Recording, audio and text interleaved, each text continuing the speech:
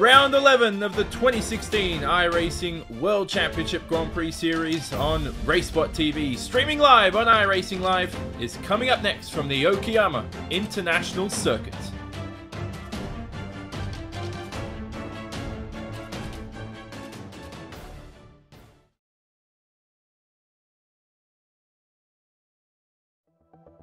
The 2016 iRacing World Championship Grand Prix Series is all about change. New teams, new drivers, new tracks, even a new logo. And oh yeah, there's a brand new car. After 5 years of competition, we say goodbye to the Williams FW31 and we say hello to the McLaren MP430.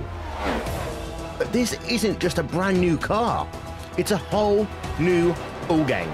And with it, we bring new excitement, new strategies, new technology. For example, energy recovery and drag reduction systems. There's a new way of thinking about racing, and for all the drivers participating, it's back to the drawing board, wiping the slate clean in the ever-consuming pursuit of perfection. One little slip-up, one wrong move on track, one poor strategy call, and it's over. That's the difference between coming up short and becoming champion, and being $10,000 richer to boot. So yeah, change is in the air, but we're going to start getting answers on the 27th of February as the 7th year of iRacing World Championship competition kicks off. And you won't miss a thing, with every single race live on iRacingLive, coverage brought to you by RaceSpot TV. So join us fortnightly from 1:30 PM GMT.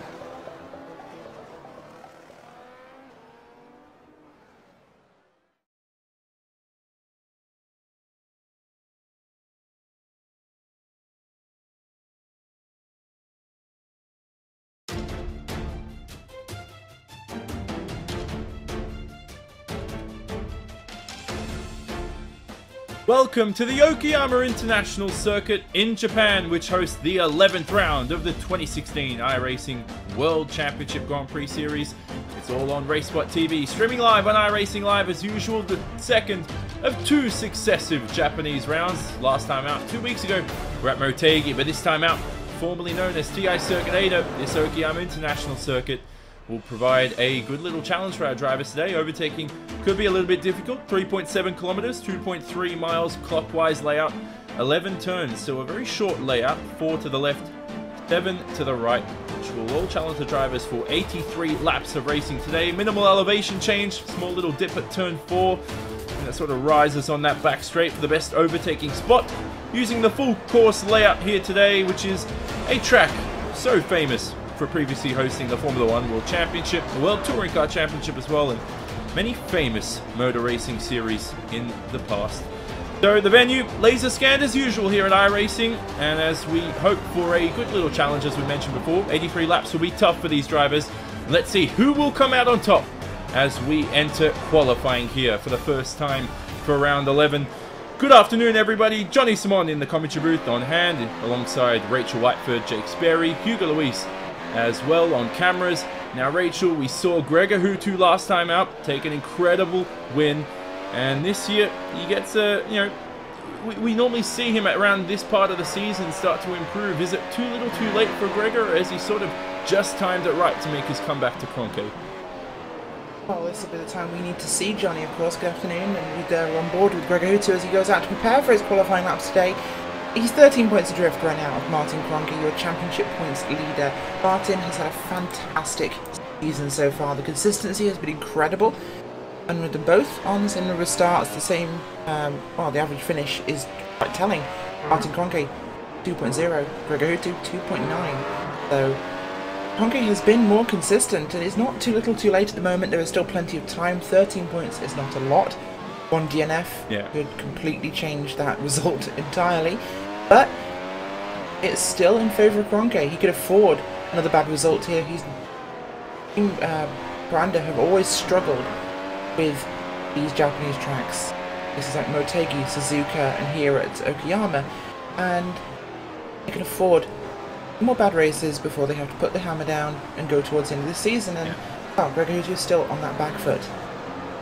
Yeah, we go to Suzuka in a couple of rounds' time, but Jake, last round, Coanda just were not as strong as we would have liked to. I mean, you know, Martin Kroenke struggled a lot. We didn't see many of the other guys in the team right up there challenging for the win. So, you know, it was sort of reminded me of Interlagos at round 1, how they struggled so badly. As we look at Martin Kroenke right now on the racetrack, our championship leader, they've really got to focus this round. And Okayama's not really as he improves his lap there, it's not really the best circuit for these drivers, but you know, it's not their most favourable, but they will surely work hard as usual.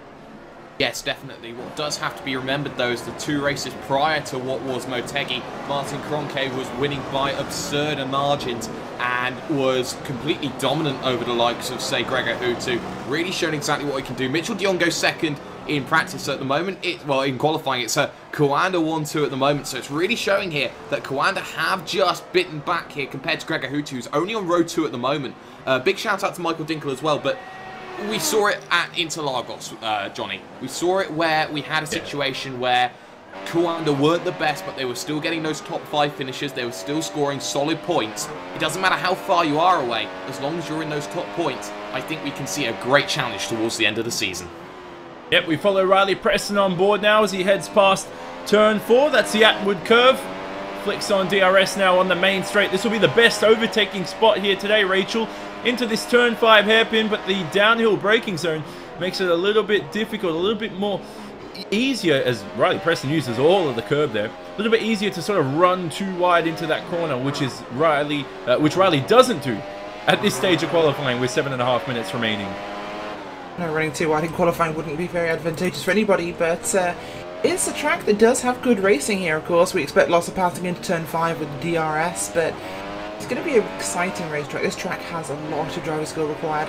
Brits are not that long, so you've got to be prepared and on top of your car for this one to work. And definitely going to see some 2 wide racing. Let's hope there's not 3 wide, because this is quite a tight circuit. But you know, things are a little bit upside down at the moment, or better, I should say. Kroenke provisional pole, De Jong in second, which has just pipped Joni Tommela to 3rd place, but Tommela still in 4th. That could be a ferocious 4th place car. Ollie Pakler, he's up to 5th. It's looking exciting. Preston, though, you're right. He's spectacular timing in from him. Yeah, so these drivers, if you're new to the series, welcome. They only get 3 laps in qualifying as Mitchell de Jong now heads towards the hairpin, turn 5. Kroenke has completed all 3 laps, and a lot of drivers are the same. So Hootu, Tommela as well. So Mitchell de Jong has a chance here to snatch pole away from his teammate and championship leader Martin Kroenke. Heads towards the turns 8 and 9, Redmond and Hobbs. Little tricky section here.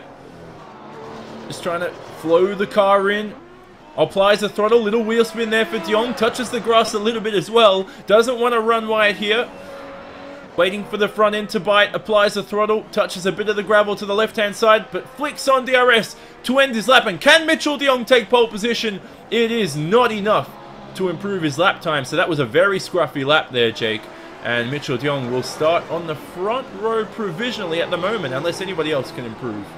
Yeah, that's really interesting from Mitchell de Jong. Of course, himself, Kroenke, and Hootu, they all have 3 pole positions to their name so far this season. What has to be said is Mitchell de Jong, in my opinion, is the fastest man on 1-lap pace. Maybe not on race pace, but he's really showing exactly what he can do. There are going to be a couple of guys who are going to be trying to challenge. We look at Isaac Price there. He's looking to gear up for his first lap of the race. Umeshima's still yet to set a lap time here at his home race in the number 74 machine as well here, Johnny. So it's going to be really interesting to see what they can do, especially when they're going out at later conditions, when the track may be a little more rubbered in.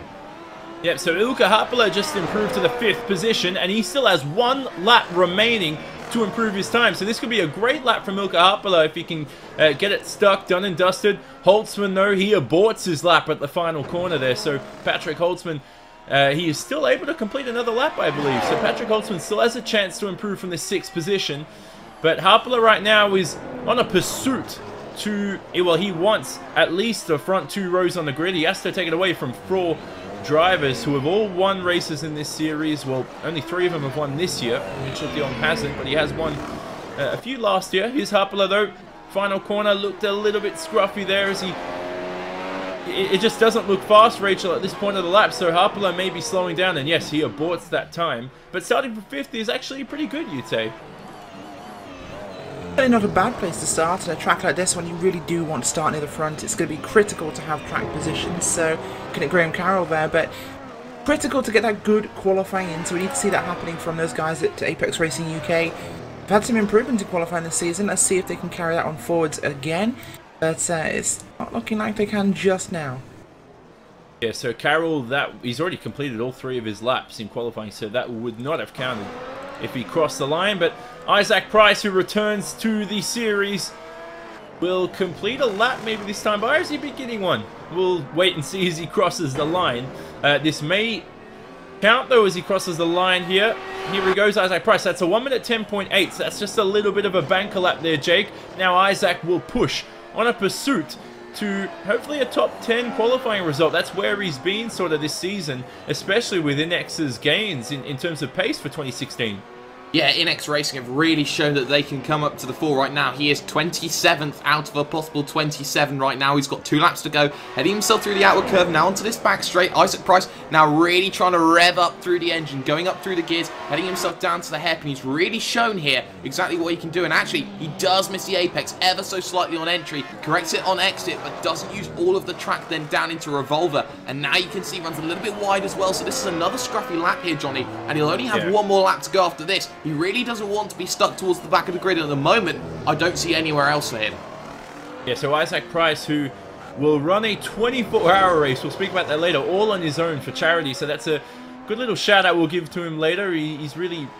Well, we'll talk about that later because he's coming towards the end of his lap. I think this is more important at this point in time. Good little end to the lap here. He sort of hit the final apexes very sweetly there. Crosses the line as he flicks on DRS, but it's a 1 minute 10.3. So I think he's warming up to his lap, Rachel. And that's what Isaac Price is sort of aiming for here.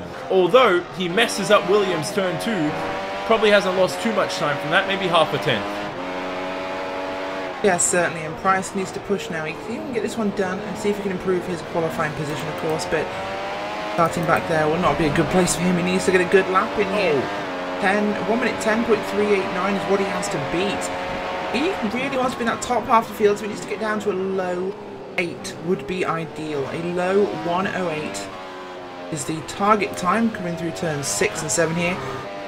Double apex combination corner really there, as you get both apexes really in one. Short drop down here. You've got the run through this S section, these 280-degree corners.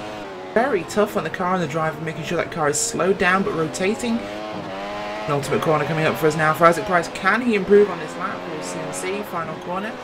Easy to push wide here. He can do what he can, but running good out of the corner. See as he crushes that very late start finish line. Will this be an improvement for Isaac Price? No. And it is not. It's a 10.5. I think he was struggling from something that session because he did not look comfortable. He went off into the grass in a straight line twice in between turn 4 and 5. So he was obviously maybe adjusting something. Maybe his seat or his wheel was loose, but definitely something wrong for Isaac Price there. That is not his true pace. But that is qualifying all but wrapped up for round 11 here. There's 55 seconds remaining, but nobody else will have the time or the laps remaining to complete a lap here for qualifying, and we'll look at the results and the grid for your round 11 of the iRacing World Championship Grand Prix Series. It is Martin Kroenke on pole position with a 1 minute 7.649. Alongside him on the front row, he'll be joined by Mitchell de Jong. Then on the second row, the 2 Finns of Hutu and Tormula for Team Redline and Inex Racing respectively. Then it's Ilkka Haapala there for Orion in P5, Patrick Holtzman in P6, then Saito Pakala down there in 8th, Preston P9, and Michael Dinkel rounds out the top 10. You can see Umashima in his home race starting 11th. Also Saito's home race, we should mention, who starts from 7th. And then Graham Carroll eventually qualified in the 14th position. Vergis right behind him 15th. And a couple of other names, Friskops all the way down in 18th. Ilbrink racing today in 21st. No Jeremy Bouteloup here for the Radicals Online team, so he will not be racing. Nor will Alexi Usiakala, Jake, who took pole position here last year, and we'll speak about it more in post-qualifying coverage, but he did not get off the grid in time. But for the likes of Oscar Mangan, Jorge Montañez, and Isaac Price, they will make the grid, and they will have a chance to make their way up through the field. Yeah, this is a circuit that's really tight, so you're going to see maybe if there is an incident between 1 or 2 cars, which you'd find on a normal track, you could see that go up towards 4 or 5 here, Johnny. It is a very, very difficult circuit to navigate, especially when you got to deal with the landmines, the incidents that do happen and inevitably will happen. It's all about staying clear and keeping your nose clean, and for those drivers who can keep their nose clean, you have to say Coanda have the best advantage being at the front. Yeah, so we'll see what they can do during the event later on, whether they can keep that advantage on the front row. But for now, that is qualifying all but wrapped up for round 11. We'll take a short little ad break here.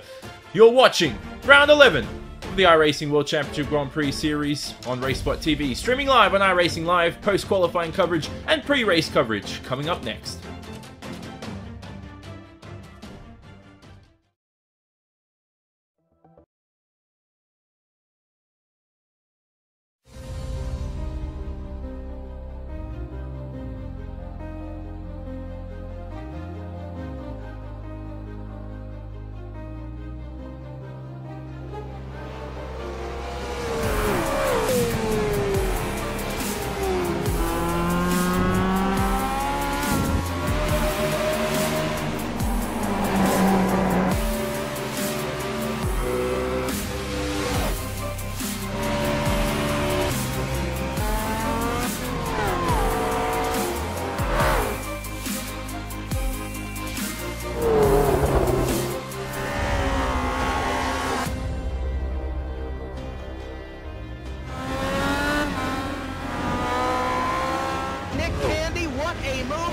In the outside contact made, 56 slides it at a 4.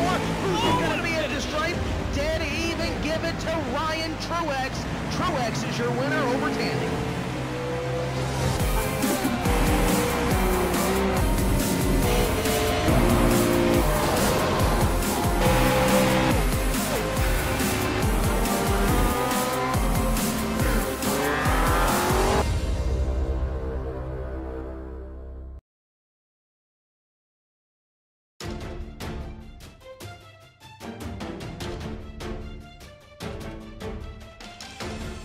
Welcome back to post-qualifying coverage from the Okayama International Circuit. It's round 11 of the iRacing World Championship Grand Prix Series for the 2016 season, and Martin Kroenke has just taken pole position, and we'll watch his pole lap now as we ride on board with the championship leader who has been so dominant in 2016.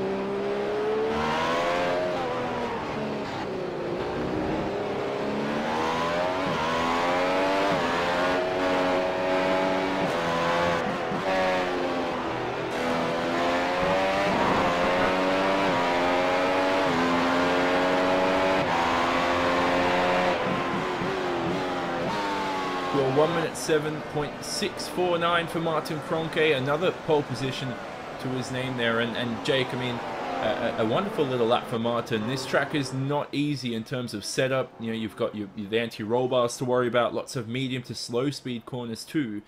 When it comes to race time, if you're starting on pole and you manage to break away in the lead, that you're not going to have to deal with dirty air, and that's an advantage that Kroenke could have here in the event.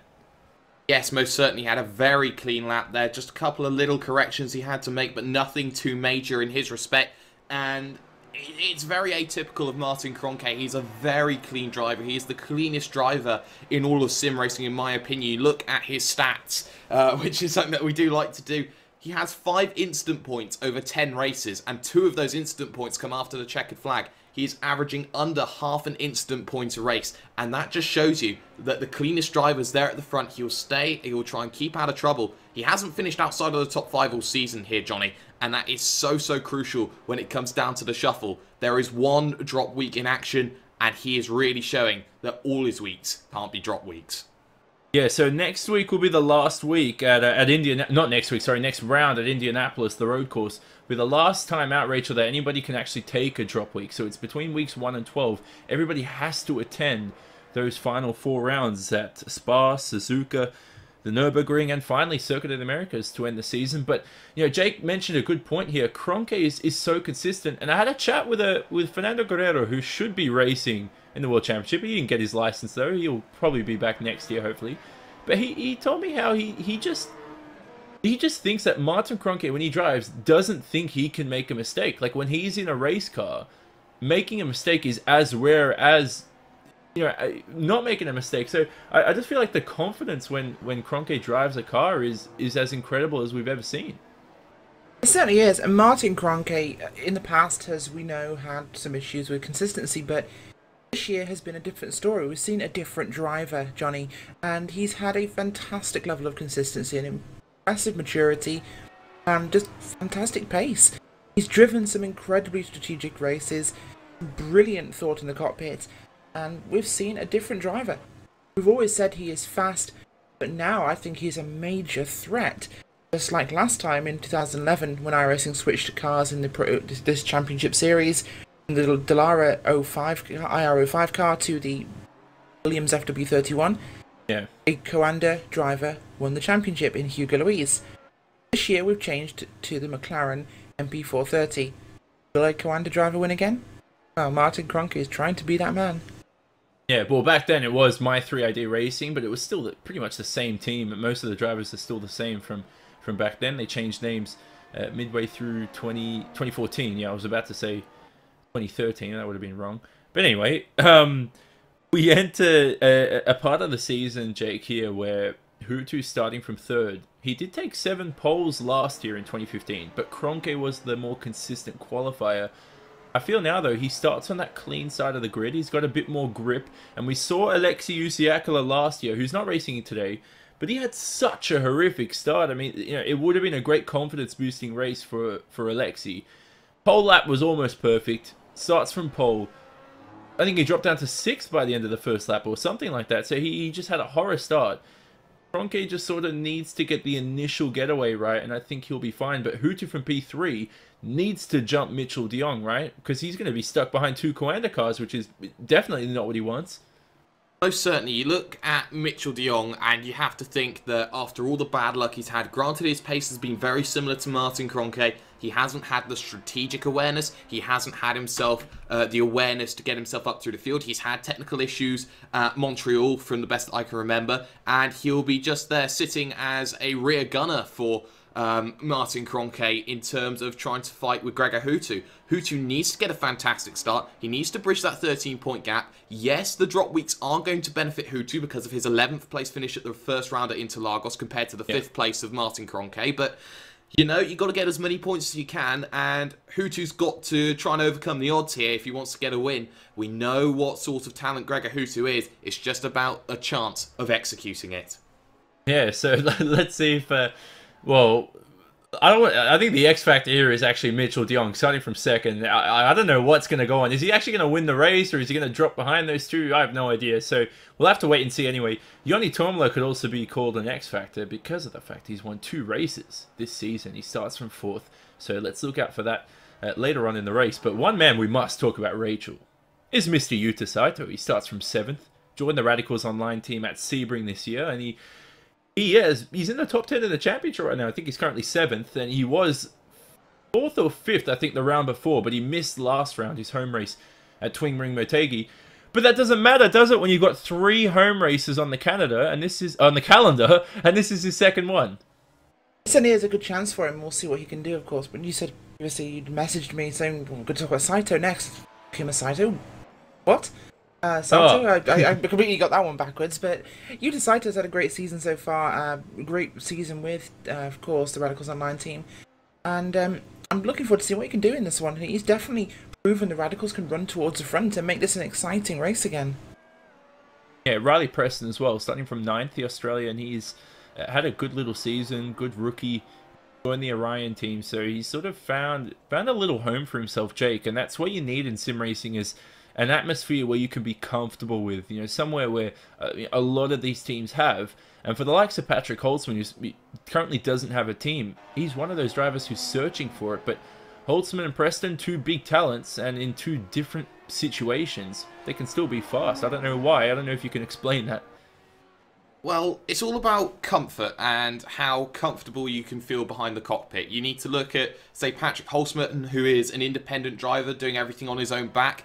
Granted, he will be looking here and there to try and make his own setup, but he doesn't have the backing of teammates. Say, you look at REDLINE, who have Gregor Hutu, who have Alexei Usiakola, Ollie Pakala, Max Verstappen sometimes, who comes in and helps in testing. You don't have that same sort of development that other teams have, and that's going to be so crucial, actually, I think, for the development of Patrick Holtzman. Granted, you can be quick on a one lap or a one race, but consistency-wise, I don't think Patrick Holtzman can do it all alone. He needs to find a team, and with results like this, I think he can certainly get it. You look at Riley Preston, who's having a very good debut season. You look at Riley Preston being absolutely fantastic in that Orion Racing outlet, and he does have the experienced guys around him, helping him settle down, helping him get in, and I think he has a great opportunity to develop and maybe become one of the top guys in a few years' time.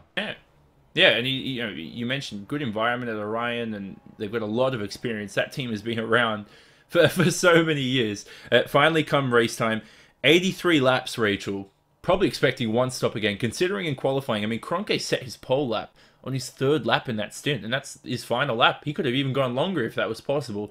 But it is going to be a long race here. Overtaking is going to be difficult. I guess, though, if some drivers will like to take the risks, and you know, a lot of drivers hate to do this, but make in-car adjustments to sort of loosen that front end, but then the car just gets a little bit sluggish to drive. It doesn't feel good. It's so 30 years. It's a very, very difficult conundrum to maneuver against, and right now some of these drivers have a task up their hands. You know, the likes of Alex Simpson, Carol Vergis, starting in 14th to 16th there. They really have to make their way up through the field, and maybe strategy is the way to go. It could be, and this track, of course, will be hard to pass on the actual racing surface, so it's going to be very important to get track position early on. We started to see something interesting in qualifying, though. That was that we saw some of the fastest laps were the final laps of the 3. Not everybody managed to get 3 laps, of course, because of traffic. It was actually very busy out on the race circuit, but the last lap was fastest. This is interesting, because if the weather conditions are similar or close to this, you could see the tyre strategy be completely thrown off. Yeah, so that's been a factor all season, tyre strategies. Andre Bocher, they're starting from P13, Jake. Last year, initially, we thought, hey, he's going to have a good race.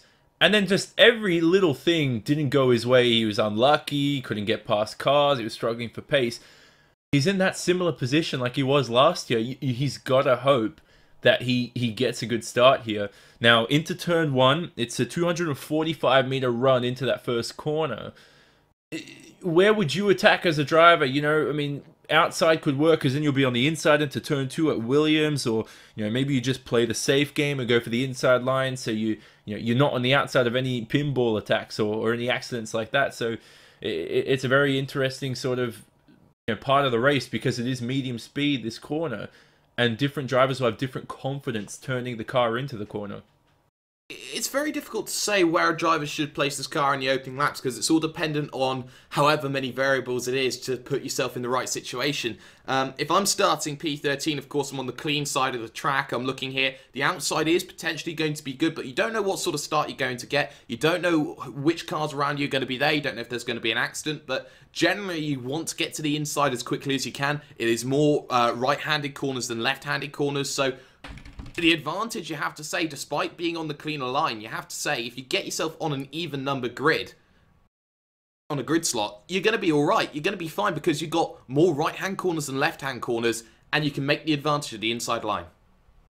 So don't forget, live timing will be available, as usual, at racespot.tv/timing. You can also, well, join in on the conversation on Twitter, anywhere on social media too. #iRacingWCS. Fraser Williamson subbing in for our social media man, Nick Rowland. So thanks to Fraser for that this event. So looking at a few penalties, Jeremy Bootloop has to take a drive-through, but he's not here today. So that will probably roll on to the next round after that. Final thing, Rachel, before we switch over to the race, Japanese tarmac. I'm going to bring this up about 5 times today because I just find it so unique how iRacing is able to sort of simulate that in the actual sim itself.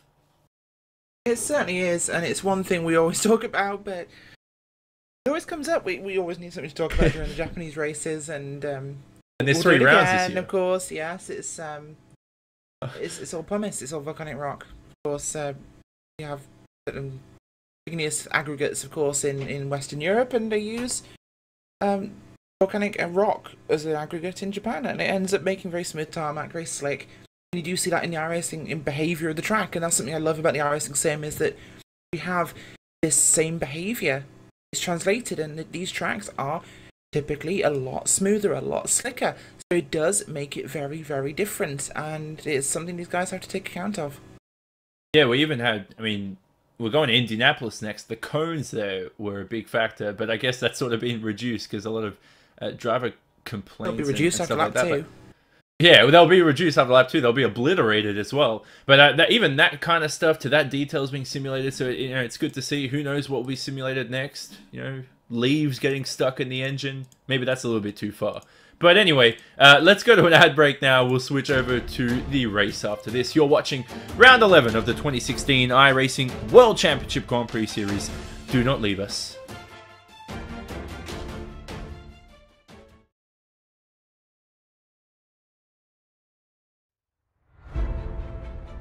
Since 2010, the highest echelon of sim racing competition has focused on NASCAR and Grand Prix racing.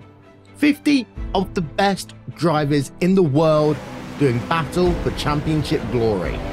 Each man for himself, and even though there may be teammates on track, each driver is in command of his own destiny. Until now. 2016 sees the start of a new era in World Championship competition, with team racing getting its chance in the spotlight.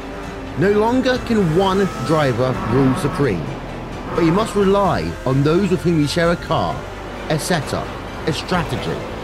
Endurance racing can be very different to other forms of motorsports, with races in this series lasting either 3 or 6 hours. Teams of 2 or 3 drivers, perhaps on opposite sides of the world, will share seat time, each having to collectively work towards one common goal. Crash out, and it's not just you who you let down. Officially sanctioned by SRO, it will be teams of drivers who will go head to head, car to car, rival to rival, in the pursuit of a championship. And there's over $25,000 in cash and prizes up for grabs. Some of the world's biggest sim racing teams are represented. There's also a group of teams who haven't seen this stage before, who want to make their mark and say we can hang with the best. The team racing revolution is here. It's loud, it's exciting, and it lives on iRacingLive, starting April 23rd.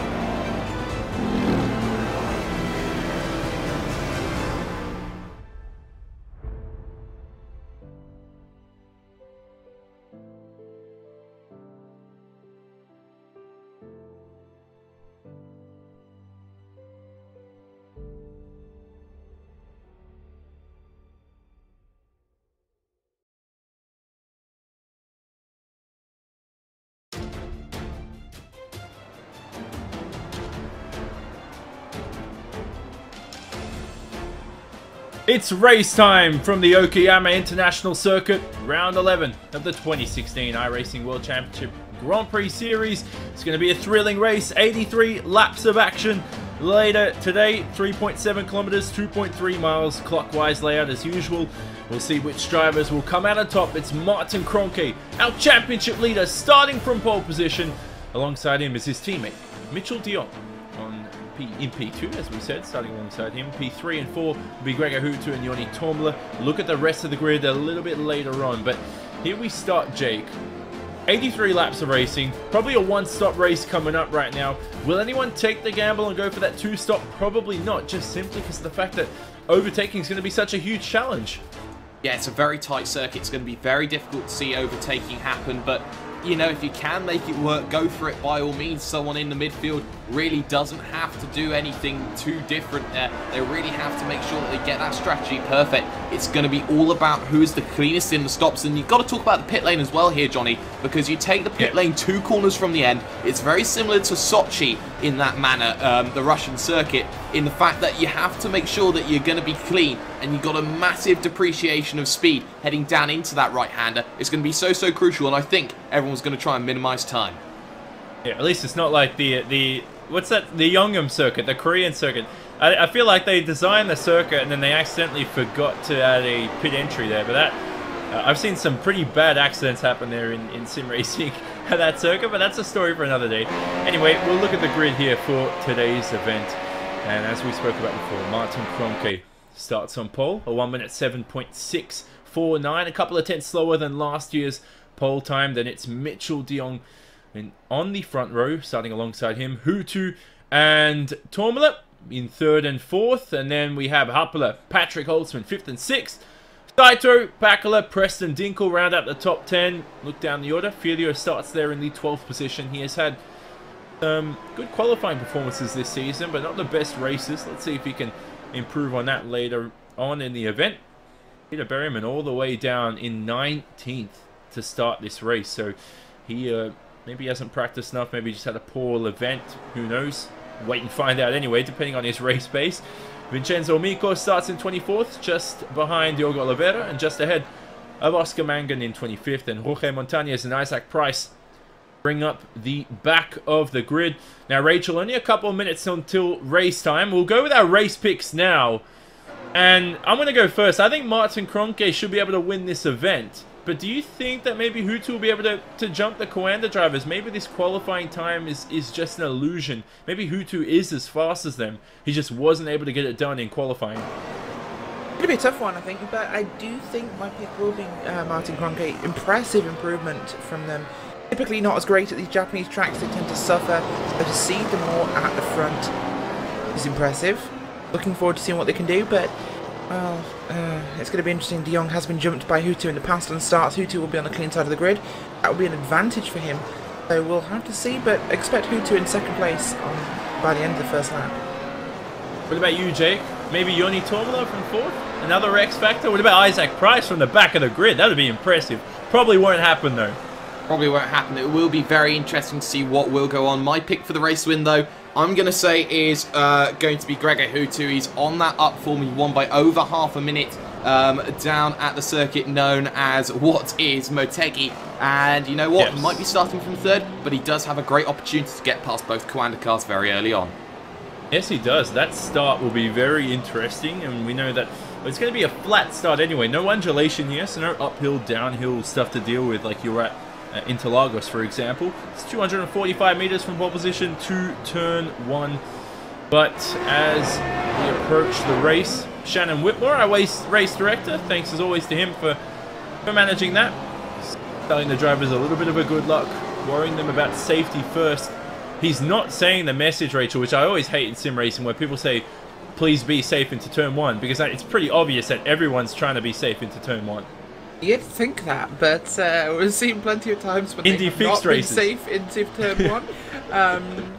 Even the big guys here at the iRacing World Championship Grand Prix Series sometimes have had turn 1 moments of derp. I will always, when we go to Monza, they pile up in turn 1. These guys are the pros. You know, they know it happens every year, and they still go flying into turn 1, 3, 4 wide because there's room and they run down to it, and they all crash and they all cry and wonder why. So perhaps someone will go and watch last year's race next time before this one and find out. But Okayama can be very bad at turn 1 here, but should be okay. It's a very short run from the start-finish line, from the starting grid, so it should be great. Yeah, so we're crossing over to the race now. The drivers will have a minute to take to the grid. The nerve build up well, you get nervous anyway at this point of the race, but for some of those drivers, they stay as cool as ice, especially if you're Kimi Räikkönen. But for now, the drivers focus, wait, make all their last-minute checks. Some of these drivers have a race engineer, a spotter on hand for them, trying to help them out. What can Martin Kroenke do from pole position? Can he break away? Can Hutu jump Mitchell de Jong into the first corner? Can he take the lead into turn 1? That would be pretty impressive. Or will Joni Tormala surprise us here today? As we mentioned, 245 meters from pole position to turn 1. It's a very short run down into that first corner. The drivers wait for the lights to illuminate. So we wait for a couple more drivers to take to the grid. Dion Burgess down there finally takes to the grid now. Make any last minute adjustments as we said, but the lights will illuminate now as we wait. 83 laps of racing coming up here for round 11, and we go green from Okayama. Look at Hutu from that second row. Brilliant start there. Already trying to jump Mitchell de Jong into turn 1. They're very tight between the two. They're going to be alongside each other into the second corner. I think de Jong has the inside line though. Tormala maintains the 4th position. Right behind him is Ilkka Haapala. But now here's Joni Tormala trying to attack the 5-time world champion into turn 4. He is not close enough. And that is going to be Martin Kroenke Mitchell de Jong who leads. There's Martin Kroenke behind and Gregor Hutu in 3rd. So Kroenke just staying ahead of there of Hutu Rachel. Then he is Dion Verges there, get pushed wide in turn 1 when they went 3 wide, surprisingly enough. And yeah, so it's getting a good start to this race. Everyone's been so far, no incidents on the track. 3 wide into turn 5 here at the back of the track. Oh, guys, come on, give it to the room. But everyone getting through in a very clean fashion. Yeah, so Pakala there in 6th position. He's jumped 2 spots at the start. Holtzman's dropped down into 7th. Saito has dropped a position as well into 8th. Preston and Dinkel also maintain 9th and 10th. Here's Bocher and Kazuki Umeshima battling for the 11th position. So Umeshima has the inside line. Should be able to get this done. It's going to be very tight into turn 10 here, but Bocher yields, lets him through. It is Mitchell de Jong who's going to lead after the first lap of 83, just ahead, half a second from his teammate Martin Kroenke. 6/10 behind, it's Hutu, then it's Tormala, Haapala, Pakala, Holtzman, Saito, Preston and Dinkel rounding out the top 10. What a start there, Jake. We weren't expecting... Oh, as that's a car off the racetrack. I believe that's Yuta Saito. So in his home race, he is off into turn 2. Oh, what a shame for Yuta Saito. Really didn't want that, really didn't need it. But in the end, it is the end of days for him. But it has been a really interesting start. We haven't seen too many disasters like Saito's just had. It's going to be very interesting moving further on. And it will certainly be one of those races where everyone just has to look over their shoulder. Oh, here's Morgan Filio 3 wide into the hairpin. Saito in the middle. There's going to be a little bit of contact. Oh, big moment here. Cars going upside down over each other. Don't know what's going on here. And I think that's Yuta Saito out of the event. We had a slow car. Morgan Filio, for some reason, was very, very slow on the straight. And that caused a huge domino effect there, Rachel. Not sure what's going on, but lots of car out as well. I saw Anton Higlin, I think, one of the Apex cars getting involved. Eglin was involved in that one, and so was the 32 car there. That was Yuta Saito. Saito just pushes wide in turn 5 into the back of Heglin, and 3 wide, and more contact with more cars, and round they go, also involving the 77 car of Robin Friskops. Oh, so Friskops there as well, who doesn't get involved in too many incidents. That was horrific. So many 2 Radicals cars involved there. We also saw Saito as we go back live now. But that was, just imminent. 3 wide into the hairpin, Jake, there at turn 5 is never going to end well. No, certainly not. They've got to be a little bit wiser, you have to say, than what they have been in previous races. They have to be very careful about how they drive this circuit here, because there isn't as much room as you could say in other places. You've got to be very careful. You've got to be precise. And in the end, precision is going to overall play out. You can see right now here just how this race is going out. Precision working out for Coanda, but Redline here and also Inex are going to have to be very, very careful about how they make their moves and when they make their moves. Yeah, so currently Mitchell de Jong is in the first position. So it's 7/10 ahead of Kroenke as they bring up the dust a little bit in that final corner. Hutu still maintains DRS here. So does Tormala behind, but Haapala is not in DRS range here, Rachel. So maybe needs to... Well, if they start to train up a little bit, which I doubt. I don't think de Jong is going to be that slow. Haapala might be able to reel himself back in here, but then when I see those DRS and ERS trains form up, a lot of the drivers here at turn 4, this is where Haapala is approaching, they're going to just deploy the ERS all here, use as much power as they can to exit the corner, and we're going to get those trains as we normally see. So Harpala needs to maintain DRS contact, but he's losing 10th by 10th, lap by lap. He certainly is dropping back a small amount. In fact, he's being caught by Ollie Pakala from behind. Ollie Pakala might make a move at some point soon here and try and get through, but we'll have to see what will happen there. Yanni Tomala just up ahead. Oh, he's sticking with Gregor Hutu very respectfully, and that's a good lead we're seeing from Tomala. He could definitely keep the Finnish champion honest, but we'll have to see what he can do. But De Jong controlling the pace. We've seen historically, Johnny, De Jong hasn't quite been as fast as Kroenke over a stint. So we could see a little awkwardness as Kroenke tries to pass his teammate. We've seen that in the past. Kroenke trying to get past De Jong. It's cost him time. We'll see if they work this one round this time by, whether Gregor Hutu will take advantage and pass them both. Yeah, so Hutu... Well, last time Hutu tried to pass 2 drivers, I want to bring up Interlagos again, but that involved 2 of his teammates, and that didn't go too well. But I'm pretty sure it's Gregor Hutu, so... Well, he did drive over his 2 teammates. That was a slightly different situation. Yeah, well, if we're going to make fun of anyone, it can be Hutu, because he has achieved 5 World Championships, and I'm pretty sure that speaks for itself. So right now, he has lost DRS range from Martin Kroenke, and Tomala has a good little run here. So Kronke's right onto the back of De Jong into the turn 5 hairpin. So close there, I wasn't expecting that. But here's Ollie Pakala right past Ilkka Haapala at the hairpin. Haapala should yield. Oh, Pakala turns into turn 6. Very close there, but Pakala into P5, Jake. And that was a good little move there up the inside at the hairpin. And it just seemed very close between them into turn 6, but Pakala is more than experienced. Yeah, Ollie Pakala, you have to say, is the most consistent is one of the most consistent drivers, you have to say. Certainly did a very good job there on Ilkka Haapala, heading through Mike Knight, and now heading towards the final corner as well, known as the last corner here at Okayama, to start his 6th lap. Ollie Pakala doing a good job. He does have a little bit of a gap, though, to chase up to the next guys in the field, the likes of your Tomalas, your De Jongs, you look at your Hutus, and also your Kroenkes. It's going to be difficult, and he's got to try and break the toe, and that's going to be so difficult here, especially around such a tight and twisty circuit. The only advantage he has is he's in clean air. Yeah, so that's really important right now. He's got a little bit of time to make up. Hutu back into DRS range. We look outside the top 10 a little bit. Dinkel's up into 9th, Preston up into 8th. So we saw that's what happened when Saito was involved in that incident. He is out of the event so far, the only car out.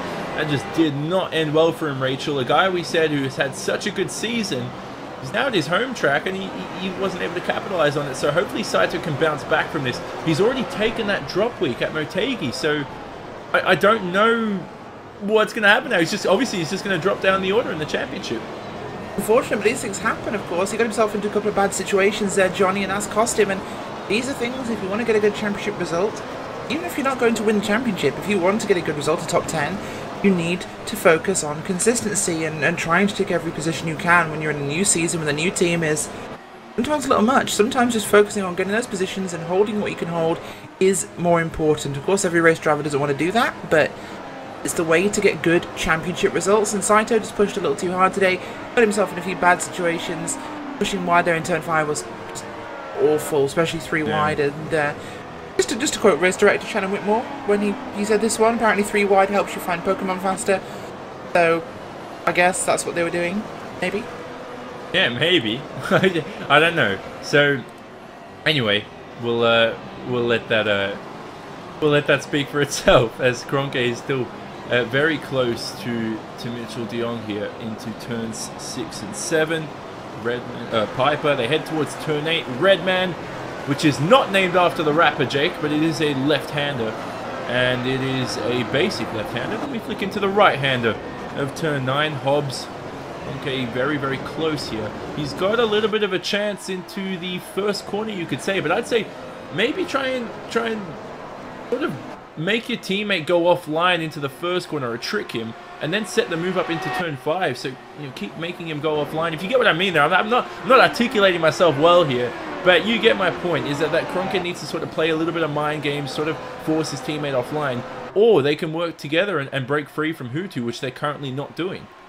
No, it's one of those things where Hutu is matching the pace of De Jong and Kroenke. It's going to be very interesting to see whether Hutu's going to stay there or not. Kroenke's got to get past for his points in the championship. He needs to accelerate. He needs to get through, heading himself down the back straight away. I don't think he's quite close enough into the hairpin this time by, but he is going to have to try and find a way through at some stage, because the longer he stays behind Mitchell de Jong, the closer Gregor Hutu is going to get. And you can see here, Hutu's a lot closer than he was, but through these corners, through these slow mid-speed corners, you can see just how that dirty air plays effect here, Johnny, and you can see the gaps just start to open up that little bit more.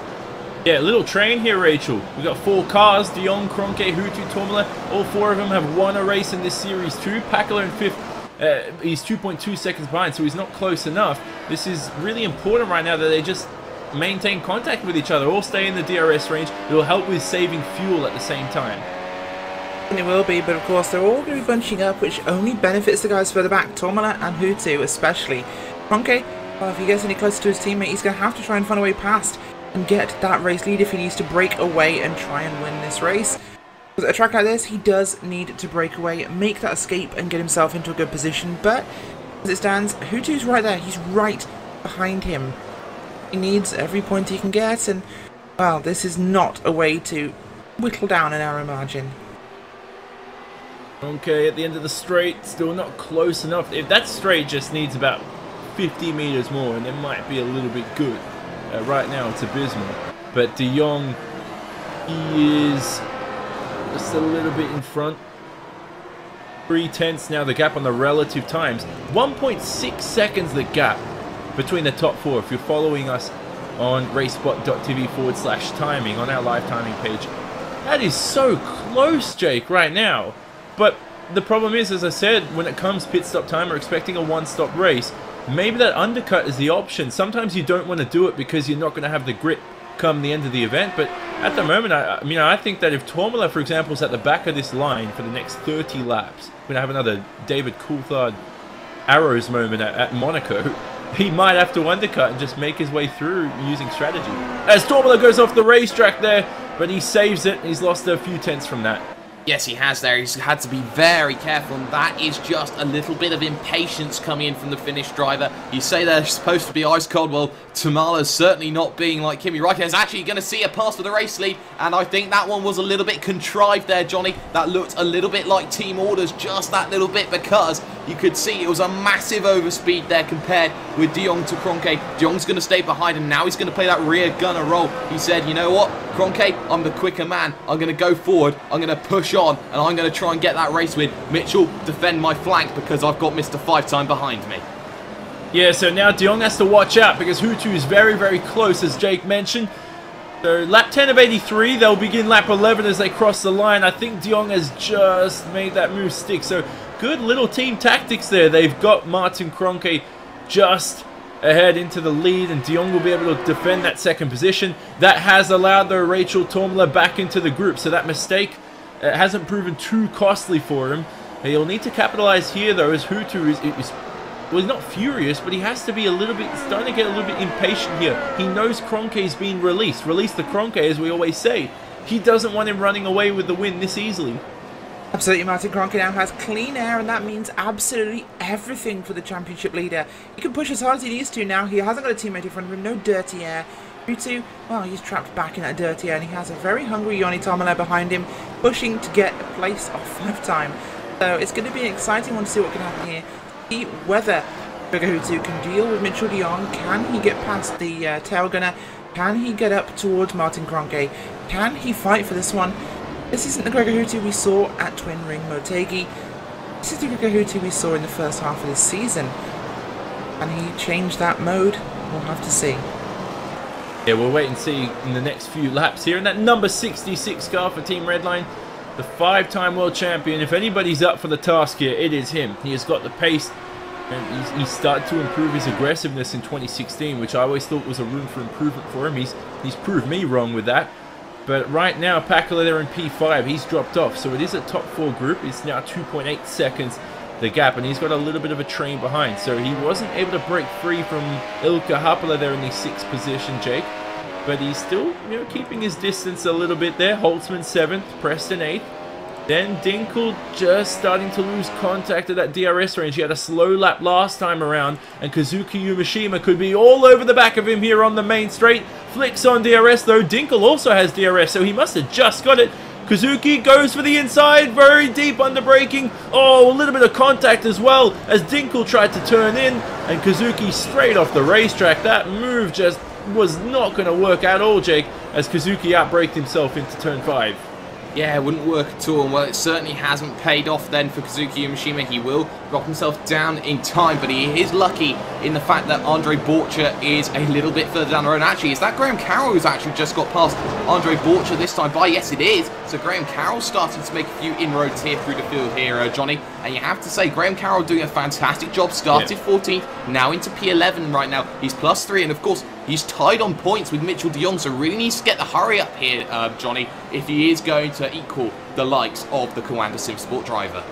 Yeah, it's really important. I think Carroll made that move just after we saw the incident between Dinkel and Umashima, as we see lots of dirt being kicked up at that final corner as well. And so right now, Dinkel, I don't think he has too much damage actually. He did tap the back there, Rachel, of Kazuki Umashima, but that front wing looks pretty clean on the cameras from what we saw after the incident. At this time out though, they've lost a lot of time. They've lost the pack. They've lost Preston and that little train that Ollie Pakula is forming from P5. Yeah, they certainly have. Ollie Pakula is dropping back really from Yoni Tomola at the moment. 3 seconds on the board as it stands. And well, that train is forming. He looks like he's Jarno Trulli for this one. So we'll have to see what he can find more pace, or if Ilka Harpala can come back at him. Patrick Holtzman there holding on well in 7th place. Riley Preston in 8th. Johnny, we're coming to the final corner now. Look at the exit of this corner. Look how much dirt has been dragged off the track here. That's going to be reducing the grip for these guys in their tyres. And it won't be gone by turn 1, so they could be very squirrely into turn 1 on old tyres. This could make it very, very tricky.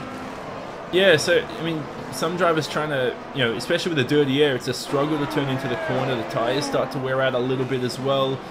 And as I mentioned before, I think some people might die from asphyxiation or something, because that is a lot of dust there at the final corner. That's horrific. But, you know, all this stuff is simulated, Jake, in the iRacing service, as we always see. So drivers need to manage all this stuff as they kick up dirt off the racetrack, damage too. And that final corner, which ironically is also named Last Corner, what an ingenuitive name right there, is could prove a bit of a challenge here. It really can, especially with dirt like that being kicked up into the final corner. It's going to be so difficult here to work out. It's going to be incredibly difficult to really work out how you're going to get through the final corner, how you're going to deal with these incidents, how you're going to make sure that everything goes through, everything's going to be smooth, because the later on you get through and the more that dirt gets kicked up, it actually reduces grip down there in that final corner. It makes life incredibly difficult for everyone. So everyone's really got to manage here how dirt comes onto the track in the final phases of the race. It's going to be very difficult, so everyone's going to try and race as clean as possible, but there are going to be inevitabilities there, Johnny. Yeah, so that's a factor that's going to come into play. Obviously, lap 15 of 83. Plenty of racing to go here. We look at a few lap times here near the front. Kroenke, a 1:11.3. De Jong, 1/10 faster, 1:11.2. Although he is 9/10, now 8/10 behind his teammate. Then it's Hutu with a 1:11.4 last time around. These are laps for the last lap, excuse me, I should have mentioned. Tormala, 11.6. So this is, you know, Rachel, they're starting to free themselves up a little bit. The gap now between the top four is 2.1 seconds, where it was 1.6 right around 5, 6, 7 laps ago, and it's that stage of the race basically. Is it's going to be very tricky for these guys now, and we know it's going to be one stop really, Johnny. 2 stop if you're brave. I think we could see some guys further back in the field, like Isaac Price, perhaps Oscar Mangan, go for that 2-stop strategy, possibly Tomo Meglick as well. People who have nothing to lose, everything to gain. Of course, fresh tyres will give you a bigger advantage in the short term, so they can make some passes over the guys around them, but they're going to have to try and find some time to get that one done. But one stop I'm expecting for the top group, Johnny. Sorry, Rachel. Higglin, we were just watching him straight off the racetrack, and look at all the dust at the final corner. It's getting worse and worse. But Higglin just wasn't able to turn in. I think he turned in too early there, and he got a lot of dirty air. But this is the most ridiculous I've ever seen this dust, Rachel. At that final corner, it's you know, we've seen every year, you know, we raced the Williams here last year and stuff like that. I don't remember the dirt, excuse me, being this bad. So the drivers are really going off track, and they're playing with the track limits this round. Well, Johnny, they probably did exactly the same thing last year. Let's not forget that the dragging the dirt on track is a feature iRacing has only just brought in. This is a constantly evolving sim. This is not a fixed package we have here. iRacing are constantly adding, constantly updating, and the ability for a car going off track to drag material onto the surface is, of course, you know, that's brand new. But not only that is, it used to just be a graphical thing. Now, the tyres pick that up. Not only do you see it on your tyres, but it affects the grip level. So this is just amazing. We're seeing probably the same driving lines as we did last year, but this is what's actually happening. This is what would happen, and we'll have to modify how they drive to deal with that, and it could be incredible. I remember a broadcast recently where I saw the entirety of the corkscrew at Laguna Seca covered in sand. That was tricky. That's not pleasant at all, as Diogo Oliveira right now from P25 in that Positive Sim Racing car just behind Vincenzo Amico in the Radicals Online car. Both of these guys in P24 and 25. And Jorge Montaña is right behind as well in P26. So they're down at the bottom end of the field. Yuta Saito still is our only retirement. So it's good to see the rate of attrition is actually pretty good this round. It's not that bad, as Kroenke actually has broken free from DRS range from Mitchell de Jong, and that could cost his teammate here, Jake, as Hutu sweeps into the last corner, and de Jong kicks up a lot of dust and gets onto the grass as well, but Hutu's not going to be close enough, maybe across the main straight. Maybe across the main straight indeed, but it's going to be very interesting to see whether Mitchell de Jong can hold on here compared to Gregor Hutu. It will be interesting to see what will happen down that back straight after the outward curve this time by. It looks quite close from what I can see, but I just think it's not going to be enough despite not having DRS. Yeah, so Hutu now out of that turn 4 outward curve. He's got a little bit of a run here on the straight. I don't think he's going to be close enough. It's going to have to be a dive bomb if he gets it done. Little peak though, but they have to break at that 100-meter board. And Hutu now trail breaks into the corner, gets that front end bitten, and now sweeps into turn 6. So now this is where the dips, the sort of bumps start to come into play, Rachel, and then the dirty air. We spoke about it all the time, but I think bumps has been a factor we haven't mentioned this round. Damping, such an important setup option. And if those bumps unsettle the car and it's unexpected, you'll be flying off into the barrier. Yeah, certainly, but you need to make sure that it's set up right, as you said. In this car's suspension to handle right has been one of the biggest tricks this year for the teams. Pinocchio and struggled with that earlier on in the season, Johnny. Their car just didn't have the suspension set up properly. The car wasn't handling well later in a run. And, of course, you know, you can change things in the car, you can just roll bars, but if the car isn't set up ready to adapt to that later in a run, it can have a real problem. You can change something, but it's not going to make the car feel balanced. So getting that suspension to feel good at any part in a run, that is a major, major critical, you know, thing for the guys to set up. So they need to make sure this car will behave properly, and everyone's managed to understand this car now, of course. Brand new car, the MP430, so everyone's still getting used to it, and I think this is what we're seeing now. People are used to this car. We're starting to see the teams really push, and we're looking now, I believe, at Umeshima. Yeah, Umeshima had a small little peak there at Dinkel, but it wasn't... Well, last time out he attempted the move, it wasn't good. So this time he's a little bit more patient, and Dinkel was aware, though, certainly looking in his mirrors as well, hoping that Kazuki doesn't attempt a dive bomb. So Kazuki sort of learnt his lesson there a little bit, Jake, and that's what we want to see from the world's best sim racers here. It's sort of showing how smart they are on the racetrack. You can be fast.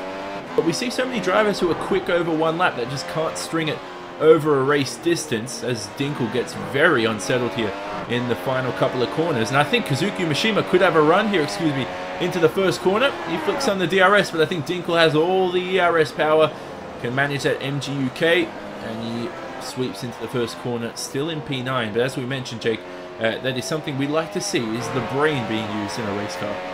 Yeah, most certainly Kazuki Umeshima is most certainly the samurai sword, if you had to call a comparison of what is this iRacing field. He's very clean, he's very efficient, but sometimes it doesn't quite work out for him, and he needs to be very careful about how he does it. I think he can do it, I think he has a great opportunity, and well, he's fantastic. He is a brilliant driver, and well, he certainly can do anything that he wants to. He was so close to a race win, and most certainly he can be so much more, but the battle is just what is going on.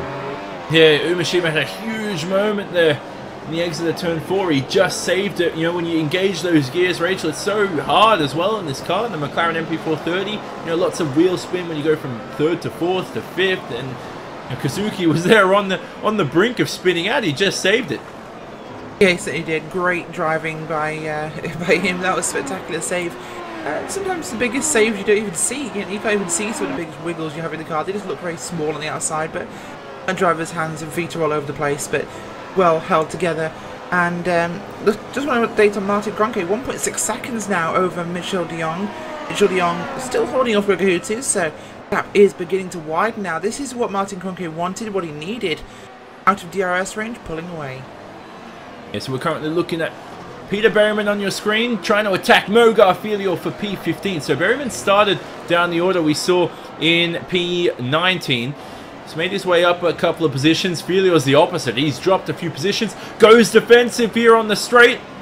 Changes his line twice. Back to the racing line. Berryman has a peak. Almost a tap between the two. He does give him a tap, and he forces his way through. Will he relinquish that position? He does. So he lets Filio back through, but then he goes to attack at turn 7. Oh, and Filio turns in. Oh, such trust between the two drivers. Filio off the racetrack. No room on the exit. They're still alongside each other here into Redmond. Turn 8. Berryman, though, closes the door, and he finally has that position. What a battle there, Rachel, as Filio and Berryman were just playing with each other for a little bit. Yeah, they certainly were, and Mo Garfilio, Peter Berryman there having a good run now. Behind Alex Simpson there, just up ahead. That's, of course, I believe, well, no, I always thought Peter Berryman was that was Peter Berryman, sorry, I'm getting my cars mixed up. It is Simpson ahead of Berryman. Filio now racing with Friscops. Friscops behind him, so you know what Robin Friscops can do. His car looking faster than it was before. He might be making a move there on Mo Garfilio in a few moments' time. The Inex car going to try and pass one of the Radicals Online boys. As these midfield team battles stretch throughout your field, Johnny. Oh, look at Friscops. What a save there. And Filio off the racetrack too. This is comical. Both of them at the same time. Friscops just saved it. And that was similar to what we saw earlier, a few laps to go. But Filio as well, he just cannot drive that car. There must be a lot of damage. And now he loses that position on the exit of the hairpin. So Filio drops down to 17th. What an abysmal season, Jake, for Mo Garfilio. Once again, another race. He keeps dropping down. And, you know, for a lovely guy, a guy we want to see succeed, and it's just... Not that we don't want to see any other drivers succeeding, but you know what I mean there. Mo Garfilio, you know, every race this seems to happen to him, and you know, we don't know why. It could be certain factors. I've heard rumors from other drivers who they might know why he is sort of failing this way, but they don't actually know because they're not him. So... Anyway, it's just been that kind of season for him. Yeah, it really has. Mo Garfilio's been struggling, and well, you can talk about his one-lap pace. It's been very good. He's had a couple of top 10s in qualifying, but come race pace, it certainly hasn't worked. It certainly hasn't got him into the best position. And well, off the track again goes Mo Garfilio at turn number 1. Has to rejoin onto circuit, so really not having the best of days right now. Here is Mo Garfilio, but you know, he's just got to calm down a little bit. There is an instant limit, and he is running very close here, Johnny, to going over the top and getting disqualified. Yeah, he doesn't want that to happen at all. So Filio down there in 18th, and there must be damage or something wrong with that car, Rachel, because it is horrific to drive. Meglic goes past in 17th, a guy you know, Rachel, who you're very close with the TNT Racing team, so Meglic having not the best race we've seen from Tomo, but he's also struggling in his car. Look, he's drifting through turn 8. He's got a little bit of style there. And he is, of course, the track very hot at the moment, so it could just be tyres going off dramatically for these guys. Yeah, Tomo was, of course, a former teammate of mine at TNT, of course, Donny, but he's stretched his legs and he's head out on his own at the moment, so he's running as an independent these days. Tomo Meglic in that Sim Race Bay car is doing a pretty good job at the moment. He's up into P17 from 22nd, so gaining spots, but we're going to be looking at a 2-stop. Oh, sorry, Rachel. Forwards to second place. Yeah, passed by Gregor Houtu, straight past Mitchell de Jong for P2, so Houtu now finally in front of Mitchell, and he'll try to attack Cronke. It's 2.2 seconds to gap, so that move was done at the hairpin at turn 5, and de Jong just had no chance to defend. Houtu had the inside line, And de Jong tried to go around the outside. He would have had the inside into turn 6 revolver, but Hutu just had the extra grip. So this is where we start to see tires go off, Rachel, and this is where these drivers will start to struggle if they haven't maintained their Pirelli rubber. Yes, certainly, and well, their Pirelli tires will probably be, well, we'll see, on the car, off the car, one of the two. But yeah, of course, these guys need to look after these because it is quite hot on the track surface. Of course, 83 degrees Fahrenheit is the air temperature, but we're looking at 111 degrees track temperature. That's very warm. Consider that this is a very smooth track and also fairly abrasive curbs, so these guys are definitely wearing those tyres off quite a bit, I'd say. The tyres are starting to give way. That's why de Jong started to drop back, and we've seen it from a few of the guys as well. At the moment, it's turn 3 at double apex up onto the back stretch there. That is actually a very tough corner. It's surprisingly difficult. It's off camber. It widens on the exit, so he really does tempt you to push the car too hard, and it can get you a bit unsettled. But it's of course these guys definitely managed to get through it. We'll see what we do expect. I said one stop for the front runners, but I think we'll see some guys gambling strategy here because they can. It's not as though they can lose much and they might gain something.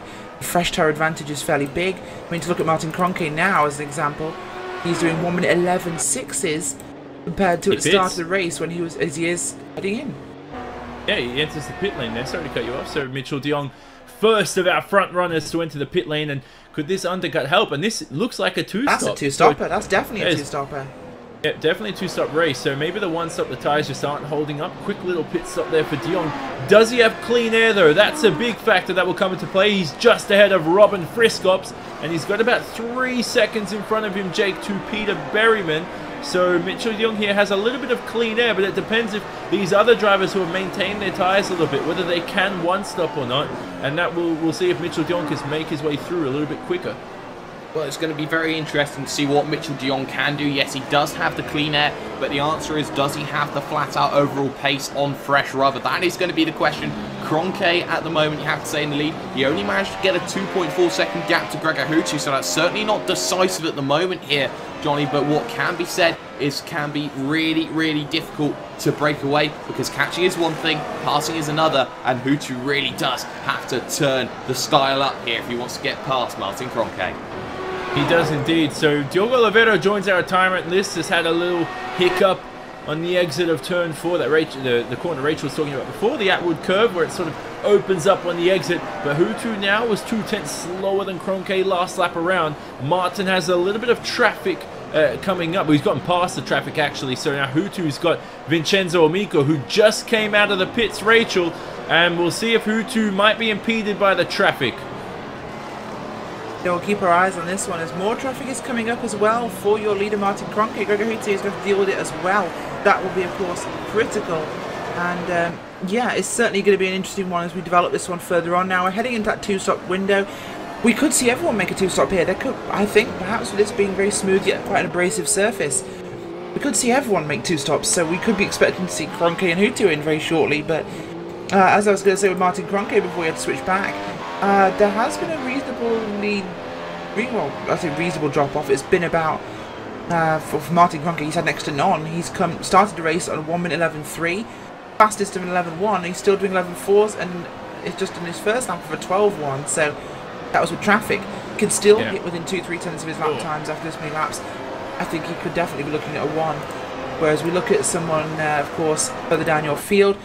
If we look at Mitchell de Jong, his laps in the start of the race were 11.2s, 11.3 range, and he dropped off to 12s before he hit traffic. So we're seeing different tyres, different people managing those tyres better than others, and this is definitely showing its difference. But Mitchell de Jong, fastest lap of the race for him last time by, an 11.143, which was his fastest, and I believe, yeah, only 200 slower than Kroenke's current leading race fastest time of 11.128. Yeah, so that was very close though. So de Jong now has DRS on Peter Berryman for P11. I don't think he's going to be able to make the move done though. That's going to cost him a lot of time. So the traffic now for Mitchell de Jong coming into play, and this is not going to help. He's probably taken Hutu at the moment, but with Berryman behind, this is going to cost him, Rachel. You know, so The undercut coming into play, and right now for Mitchell de Jong, he's has to be a little bit frustrated behind Peter Berryman. Not that it's Berryman's fault, obviously he's just out and away, he hasn't made his pit stop yet. It's just that he couldn't catch him, you know, maybe 1 second earlier or something like that, and made that move across the back straight. But now as they flick towards the final corner, can de Jong get past here into the first corner? Will Berryman let him pass? No, he doesn't. So de Jong's still stuck behind. That was an 11.9, so 0.8 slower than his fastest lap. And look, he's all over the back of that Apex Racing UK car. He certainly is. We'll have to see if he can find a way through here. He has to push now. We'll probably get the jump now on out of turn 3 and 4 here as we run through this long corner. Doesn't feel like a 180, but it is 180 degrees around this double apex. You definitely have DRS now for de Jong. Should see him overspeed and slingshot straight past Berryman. Nothing he can do to defend. Through he will go. Very easy. Left the door open. Yeah, so there we go. Berryman probably left the door open for a good cause, as he doesn't want to be fighting with a driver he shouldn't really be fighting with at this stage of the race. So Berryman will continue away. He's got 9 seconds to teammate Graham Carroll in front. A few other drivers making pit stops down the field. And de Jong is the highest driver up, who's obviously made his pit stop. Martin Piatello down is 16th, also entered his box. And Higelin and Ilbrink, a little fight here coming to play, you know, between 14th and 15th position. So Higelin all over the back of that Radicals Online car. And Paul Ilbrink, who has been pretty quiet this season as he goes off the racetrack as well. That is not quiet right there. Offline as well. There's no grip out there. Paul gets back onto the main line. Can Higelin get a move into turn 1? He has DRS. Will he sweep into the first corner? Ilbrink trail brakes under braking. Oh, what a defensive move there, Rachel. You can say Ilbrink maybe changed his line under braking, but he was trailing into the corner. You can sweep into turn 1, and that just sort of tricked Higelin a little bit. Certainly did, and wow, that was quite the move we saw there, but just a little bit exciting for this stage of the race. It's only lap 30, but gets it done there, and what a move. Yeah, these guys are fighting for position. They are not you know, on different strategies or anything. Higelin has a small little peek up the inside. He's not close enough, so Ilbrink is not phased by that little fake there, as Higelin off the racetrack too. So the dirty area is not helping Antoine here, but at the same time, Ilbrink is as cool as ice. Oh, what a move from Higelin! Can he get it done? Sweeps into turn 8. Ilbrink gives him the spot. Thanks, sorry, I don't know what's going on. Higelin makes the position. Oh, he keeps it. I'm getting confused, Rachel. How did he get that move done? That's just Fantastic. Out of nowhere. Fantastic move by Higelin. Moving. Yeah, Antoine Higelin there, pushing hard, spectacular showcase here in wheel-to-wheel racing by the PRIX Racing UK driver. Fantastic drive there. Bit of a dive into that corner, comes to a Stuka siren going off, but he left plenty of room and it was done cleanly. So spectacular, very bold move. We don't normally see passing there. Yeah, and I have a feeling, I don't want to take it away from Anton, because that was a thrilling move, and all helped by the fact that Paul Ilbrink didn't turn in on Higelin when he could have. So that was good spatial awareness, as Hutu gets very close to Kroenke here towards the end of the stint. We look at our live timing, that's 1.2 seconds gap, so we'll keep track of that. But going back to that move, I feel like, Rachel, that Higelin might have actually done that by accident, because he was straight onto the team radio, which we weren't having on broadcast, a private team radio, but he sort of apologized a little bit for maybe a dive bomb or maybe missing his braking point. Then again, he made the move. It's an overtaking move. You can't take it away from him. Yeah, it certainly is, and that was a beautiful one. But yeah, we'll keep an eye on that one. But we are looking at Gregor Hutu, 1.1 seconds now between himself and Kroenke. Yeah. It was 2.2. Sorry, 2.5. So that's definitely widening. Dealing with traffic better is that number 66 car, Gregor Hutu. He's definitely getting closer. And yeah, it's definitely going to be exciting soon. He's pushing now towards as we approach this pit cycle in about 8-9 laps. Yeah, so don't forget, you can follow live timing for the event at racespot.tv/timing. You can also join us on social media. We'll speak to Fraser Williamson in a couple of laps time. We'll see how that's going. You can use the hashtag iRacingWCS as Kroenke, the leader, pulls into the pit lane here. This is something they have to practice. Don't lose too much time on the limiter to 60 kilometers an hour. That's also 37 miles an hour, depending on what units of speed you like to use. So Kroenke will search for his box. This will be about 3 or 4 seconds in there. And we saw last round, Hutu had an incredibly fast pit stop exactly what Martin Kroenke needs, Rachel. It certainly is, and Hutu now needs to drop the hammer as the Finn goes into his typical pit cycle mode and going to push very hard. He has open track. This is literally the best situation for Greg Hutu. Oh, and he's jumped. Sorry, Kroenke, he's been jumped by teammate De Jong.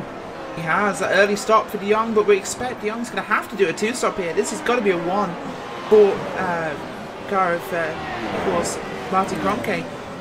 Would expect it to only be a 1-stop, so that won't be a pass for position, Johnny, but it's a pass at the moment, and it'll certainly help him tow as well, he's got a draft partner now that will work with him as he releases him just easily. Yeah, some bike relay stuff going on here. Some Indy 500 drafting, letting him through, so Kroenke gets past his teammate Mitchell de Jong as we expected, so that should help Kroenke stay ahead of Gregor Hutu. Most importantly, Hutu continues though, so these drivers, probably most of them are on a 2-stop. Does Hutu continue here, Rachel? Would you continue on a 1-stop, or do you dive into the pits as soon as possible for some fresh rubber?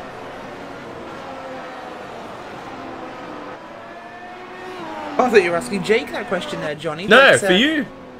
For me, of course. Yes, I mean, I all for would. you. I think I would, but you know, the guys that are still out on the old tyres now.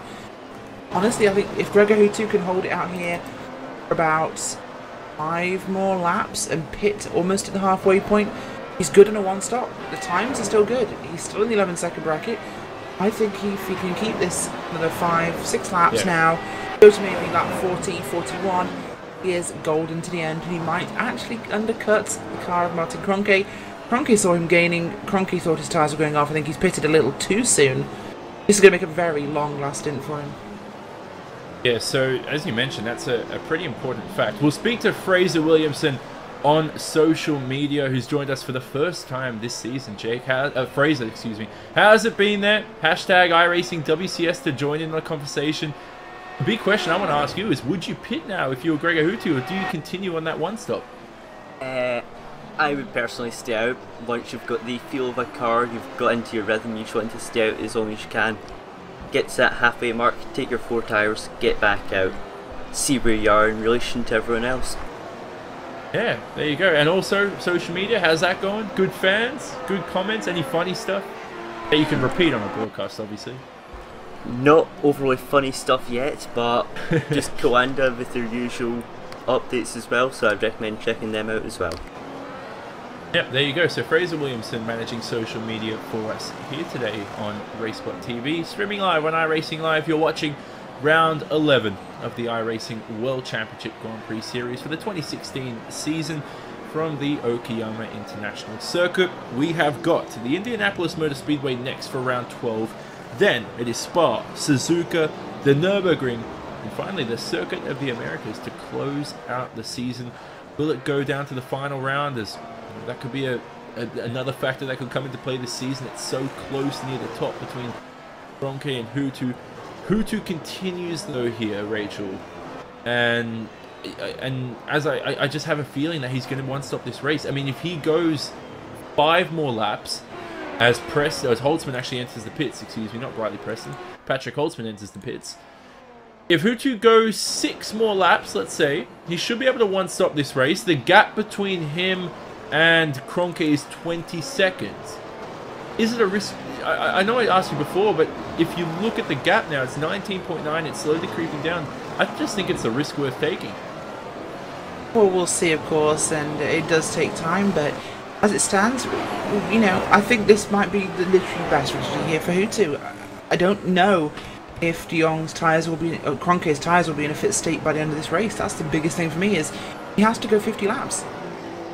That's longer than Hutu will go by about 10. Yeah, so that's we'll see what happens anyway as Kroenke approaches Graham Carroll, who hasn't entered the pit. So none of your top 8, as you can see at the top of your screen, none of them have entered the pit lane. That's Hutu, Tormela, Pakala, then Ilkka Haapala in 4th. Some good Finnish names we got there in the top 4. Start to rhyme a little bit too. As actually Joni Tormela enters the pits, so he changes that. So Tormela for the NX Racing team, who's been a little bit quiet this race, but he's been hanging in there just a little bit. He enters the pits from that 2nd position. Let's see where he'll rejoin. I think he might rejoin. He's definitely going to rejoin behind the Coanda drivers. Michael Dinkel also enters the pit lane too. So Tormula, quick pit stop, out and away. He should get himself in front of Patrick Holtzman. Let's have a look. Holtzman exits the pits, and Joni Tormula just ahead too. So Holtzman is very close here, Jake, and they both exit the pit lane. Dinkel too. He's looking for a clear track, and he gets it. Yeah, most certainly you have to say Joni Tormula not getting the best of the pit stop window there has dropped a lot of time to both co-anda drivers, so it'll be very interesting to see how they're both going to play this game heading out further on into the race. But what does have to be said right now is that it is very possible here, if Gregor Huttu is going for a one-stop, that, say, you look at Martin Kroenke, he can convert it very comfortably into a two-stop strategy. He's, what, 1.1 seconds quicker in the end for what is Gregor Huttu compared to Martin Kroenke. So Kroenke has all the potential. Yeah, so Piatella right now goes straight past teammate Andre Borcha. That was a hair-raising situation into turn 4. A bit of a miscommunication between the teammates. I think Piatella tried to go up the inside there, and Borcha wasn't expecting him, turned into the corner, and that was, Rachel, you wouldn't be able to fit a width of an A4 piece of paper in between the two of them. That's how close it was. Azu Mishima enters the pit lane now. You know what, Johnny, I think Kazuki Umeshima has a lot of potential to come in. He's got a lot of potential to keep going forward. He will drop himself further down, but for the moment, I just think that he just needs to get himself a little bit further forward, and he needs to get himself in a really good position to get through. Yeah, so Rachel, we'll go back to you. Had a couple of technical issues, but we did see Umeshima exiting the pit lane in 11th. Dinkel there has paid off for him. Friskops haven't pitted, and we know how smooth Friskops is in the series. He was involved in a couple of battles, incidents early on in the race. We saw that one with Saito, didn't we? But right now, Friskops there in P9, looking decent, I would say. It certainly is, and it's a good position to be in right now. And we'll see what he can do as he pushes a bit further on, up from P18 to P9, so he's around half of his position so far. Attacking run for the NX driver. That team really pulled out all the stops this season, Johnny. They've gelled so well with this MP430 and really come forwards, really impressed with what they're doing as he heads to pit road now. Yeah, so right now, goes straight in. Probably a good time as well. He was losing a lot of lap time there. Huttu a 1 minute 11.9 as he crossed the line. Kroenke a 1 minute 10.6. Just think about that for a second. That's 1.3 seconds the difference between the two. The gap now is 16.3 seconds. So this one stop, Jake, you don't know if it's going to work until the end of the race. Can Huttu maintain it? He'd probably pit around the next couple of laps, and he should be able to get it done. So we're going to watch Huttu, Pakala as well, his teammate for Team Redline. Harpler, the other Finn, who's hounding Ollie Pakala here for second place. And Riley Preston, the Australian, he could be an X-Factor too. He has not entered the pit lane. No, he hasn't. It's going to be very interesting to see how Redline are going to play this. I think they are banking on this one-stop strategy here as they head to lap 40 of the event. It's a difficult one here, and I think it can work out, but it's all about that tyre degradation there. You could say 1.3 seconds is a lot of time that you're losing lap after lap. Kroenke's only 15.5 seconds behind Gregor Huttu at the moment. It's going to be interesting to see what Kroenke can do, what he will do, but it's all about Gregor Huttu and whether the guys over at Redline have done enough. Yeah, so let's see how that pays off as Harpler exits the pit lane. And he has a little bit of clear track. Holtzman is about 4 seconds in front, Dinkel 2.6 seconds behind. Now, this is the interesting factor here, Rachel. Harpler could jump Ollie Pakala, his Finn compatriot, for essentially what would be 5th place on the racetrack. And considering Pakala was sort of the head of that train, it was... it could be a little moment here. If Pakala doesn't enter the pits, they are so slow there in the lead because of the fact that their tyres are so worn out. It might not pay off for the two Redline drivers. Yeah, it certainly could, and the Redline guys could swap positions, but interesting situations at Riley Preston onto pit road now, but yeah, we'll keep an eye on the Redline boys. Gregor Huttu's car's not looking as fantastic. He's dropped into the 12s now. Yeah, so Huttu is... Well, where's Martin Kroenke? There he is. 1 minute 11.0 for Kroenke. 1 minute 12.0 for Gregor Hutu, so he's 1 second slower. Hutu's having a lot of technical issues right there in the lead. So Pakula continues, Kroenke third, De Jong's dropped to 3 seconds behind behind Martin Kroenke. So Jake, at the same time there as Hutu, hopefully his car starts to make it as we approach halfway distance. We'll continue away. We'll follow this actually. We'll see if Hutu or Pakula actually pit this time around. And Hutu enters the pit lane finally. The leader, Gregor Hutu, into the pits at the halfway distance of the event. They'll begin lap 42 as they cross the line. Does Olli Pakula pit now? Another factor, Pakula continues away. So Gregor Hutu pits in the lead.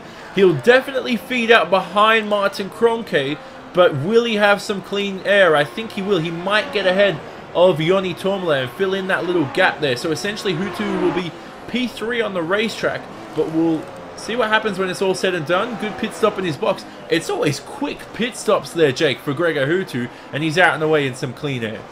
Yes, he is, and Gregor Hutu now just needs to focus on his own race. He knows that Kroenke and De Jong are gone, and now that he's got to focus on himself, he's got to make sure he gets himself through. Granted, there are some technical issues that are going on with Gregor Hutu. Hopefully he can resolve them and get over the top, but at the moment he's doing a fantastic job right now, and he's just got to stay calm and collected and do what Gregor Hutu does and put in qualifying lap times here to the end of the race. So right now Hutu just needs to... Sorry, excuse me. Hutu needs to just maintain the gap at the moment. He's got about 6 seconds to make up to Mitchell de Jong in P3. You know, I'm confused, Rachel. Do we have a mathematician on our hands or something? I think it can work. Johnny, but Olli Pakula heads to pit road. That brings Martin Kroenke back out into the lead. A good margin. Hutu is down in 4th place. Mitchell de Jong's also jumped him there with the early stop, so you could see what's going to happen here. We know Gregor Hutu's going on a one-stopper, but this will be a long stint now for Kroenke if he can hold on to this one. Hutu has a good lap time now. He's still running slower times, but traffic for Hutu, not for Kroenke. Yeah, so Kroenke there. So we'll look at the order now. That everyone actually in the field has made their pit stops. Kroenke leads by 3.7 seconds ahead of teammate Mitchell de Jong, and it's Gregor Hutu in 3rd. So we're back to where we started on the grid at the beginning of the race, because Tommila's 4th, Holtzmann has jumped a position into 5th. Then it's Haapala behind by 3.4 seconds. Holtzmann's only 8/10 behind Joni Tommila, so that could be a little bit of a battle to watch out for. So Haapala 6th. Dinkel 7th, then it's Olli Pakula who's dropped down to 8th, although he is on a one-stop. Kazuki Umeshima 9th, Riley Preston rounds out the top 10, and we look at Carroll in 11th, just ahead of Marti Piatella. Alex Simpson is in 13th, he's jumped a few positions in this event, and so could be said for Peter Berryman in 14th. Look at Isaac Price, who started from the rear of the field, currently in the 15th position. He's jumped 12 spots. Meglec jumped 6 spots, good job from him, into 16th, and it's Vergis, Friskops, Higgelin, Oscar Mangan there, down there in 20th, and Mogar Filio 21st, who has dropped down the order like a fly. The same for Andre Bocha and Ilbrink, Vincenzo Amico, and Jorge Martinez bring out the rest of the field. Oliveira and Saito are our only DNFs here today. And as we approach the middle stages of the race, this is always something that people talk about, Jake, is concentration at the sim racing level. As we look here at Meglec and Price battling into the final corner, these drivers approach pretty much now almost an hour of racing as they cross the line. So 51 minutes as Kroenke crossed the line last time around. Concentration is such an underrated skill and ability to have, and for some of these races, one mistake means the end of your race, as it would in the real world of motorsports.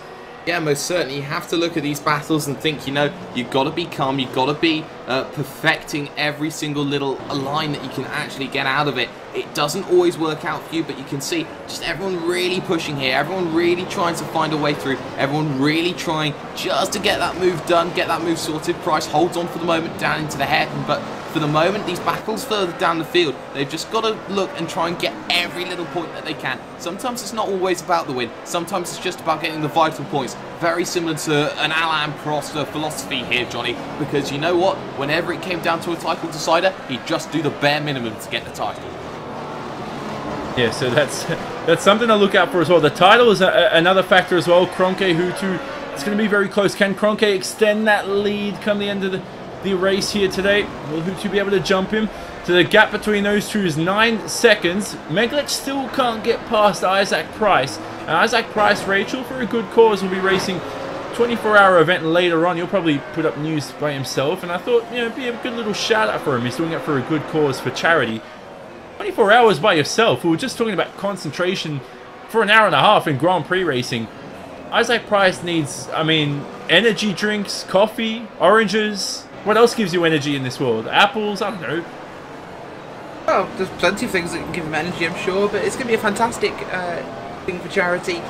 24 hours behind the wheel, that is going to be incredible for Isaac Price, the Welshman, going to have a fantastic run. But it's a good cause, so he will, of course, be putting details up closer to the event. Please support him, it will be fantastic. On board right now with a 95 car of Tomo Meglic in that sim RaceSpot machine. I'll see what he can do as he's running around the track here, as I believe we are heading right behind the car of Isaac Price himself. So here we are, perfect timing from Hugo, our cameraman. Yeah, Meglic now, look at the dirty air he's suffering with. Waiting for the front end to bite into this final corner as we ride on board with Tomo Meglic. Flicks on the DRS, you can see on his dash as well. And those green lights illuminate, it means he has DRS enabled to himself. He still can't get past Isaac Price though. Here they go into turn 2, Williams. So easy to lose the rear end here. The car slightly twitching for Meglic. Through the Moss S, straight lining this section of the racetrack as much as possible. Trail breaking into 4, and Meglic trail brakes a little bit too deep. Looking for that rubbered line to apply the throttle. This is the second DRS zone on the circuit here, between turn 4 and 5. And a little downhill braking zone into the hairpin here at turn 5. Do not run too wide like Umashima did earlier in the race. Just want to set your line up for turn 6. Small little drop on the apex that makes it so difficult. Then through 7, Piper. No real runoff on the exit. Then Redmond, turn 8, where Hegelin made his impressive move earlier on in the event. More little progressive section on the racetrack. Meglic here, lots of understeer there, Jake, but the same for Isaac Price. These guys are both struggling. And then through the final couple of corners, Mike Knight corner, and then last corner, which is actually what it's called. And Meglic will have to suffer with another lap, as Istvan Beloy, his camera work, as we just saw, has been brilliant throughout this event as well. Part of our sponsors, part of our sponsor package here at RaceSpot TV. And as I said, Jake, Meglic just cannot get past Isaac Price. No, he really can't. Tomo Meglic really does have to try and focus everything in. He knows that the battles here are going to be few and far between. There is a massive gap up to Peter Berryman, 6 seconds down the road there in the Apex Racing Outlook. But Tomo Meglic needs to get close, and he needs to put in some good laps, and he needs to have a car that is able to follow around. And actually something that we do need to talk about right now here, Johnny, is actually your battle up for second right now. Hutu is closing in on everyone. He is the fastest of the leading 3, and Mitchell de Jong is dropping the most amount of time. In about 5 to 10 laps, we could see Mitchell de Jong getting himself overtaken by Hutu once again. Hutu is storming right now. Yeah, so we'll see if de Jong can hold up Gregor as Gregor sets the fastest lap of the event. So you're thinking about maintaining tyres. He sets a 1 minute 10.658. He is not saving those tyres on a one-stop. We have seen this before, Jake, though, in the Williams. Some drivers, I mean, Hutu could be two-stopping for all we know. He could be getting the pace on. He's 4/10 faster than Kroenke, but he's got 8.3 to make up. It could be a logical strategy. It could work. Hutu could just adapt his strategy. He could have originally been on a one-stop. Maybe even a two-stop would still work here for Gregor Hutu if he's quick enough. Right now, 4/10 faster than Kroenke, and if he can make his way past de Jong seamlessly, Hutu can change his strategy on the fly. Yeah, Gregor Hutu has the potential to go to a two-stop. It might be beneficial, it might not. He does have, though, the advantage of having the least worn tyres out of the leading 3 to 2 Commander guys ahead of him. And you know what? The gap's down to 2.1 seconds here to Mitchell de Jong, who is dropping more and more time. Hutu is going quicker and quicker and quicker. Gap down to 8.1 seconds, 8 seconds right now. And now you can see Gregor Hutu really starting to turn the screw here. He knows time's running out. He knows he's only got 33 laps to play. That sounds like a lot, but on this short track of 1 minute 10 seconds, 1 minute 11 seconds, they go incredibly quickly, and that's going to be so difficult here for Kroenke, because he knows that his tyres are older, he's got to hold those tyres for longer, and Gregor Hutu now is the queen against the two bishops and knights that he's trying to play against. Hey, a little chess analogy there. I like that, because overtaking is also a game of chess too, and if Hutu can't get past De Jong, he might have to play some mind games. Although there is a lap car ahead. Is that Tomo Meglic? No, that's Vincenzo Amico. So Tomo Meglic pitted a couple of laps ago to break free from Isaac Price, maybe undercut him. Hutu's got a lot of traffic here. Look at all the dust at that final corner. You could hold a dirt rally event over there just at the same time as this race. So Kroenke begins lap 50, and there's 33 laps to go. He's 6.1 seconds ahead of De Jong. Hutu 1.7 behind Mitchell in P3. Then it's Joni Tormolo who's fallen back 9.1 seconds. So Tormolo's certainly out of this event so far. Then it's Holtzman, Haupala, Dinkel, Pakula, Umashima and Preston. We watch at the moment. It is Ilbrink battling with Tomo Meglic alongside each other into the hairpin.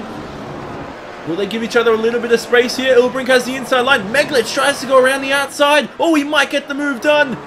What a move from Tomo Meglic. He gets it done. Oh, brilliance from Tomo from TNT Racing. That is how you get it done. And Paul Ilbrink, for the second time this race, Jake, has not been shown up, but has been on the back foot of a brilliant overtaking move. Nothing Ilbrink could do there. Tomo Meglic really...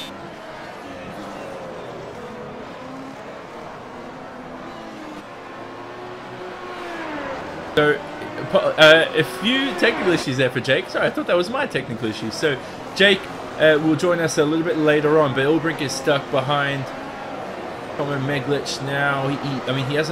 Meglic hasn't really broken free at the moment. Vergis, though, in front. So, Vergis just exited the pit lane. He's got fresh rubber. That's important for Dion. And he will not break free of that DRS range. Meglic will have DRS now. He flicks it on as he gets traction. And so Ilbrink there, P22. Mogarfilio joins our DNF list 4 or 5 laps ago. So something's happening to Mogarfilio, excuse me. A few technical hiccups, Rachel. And Mogarfilio, another event. Forget. Yeah, unfortunately there for Mogarfilio. Not what he wants to have happen, but unfortunately that's the situation he's now in. He has to find some more times to get... he needs more points, of course, and he'll stay in that top 25 and running this again next season.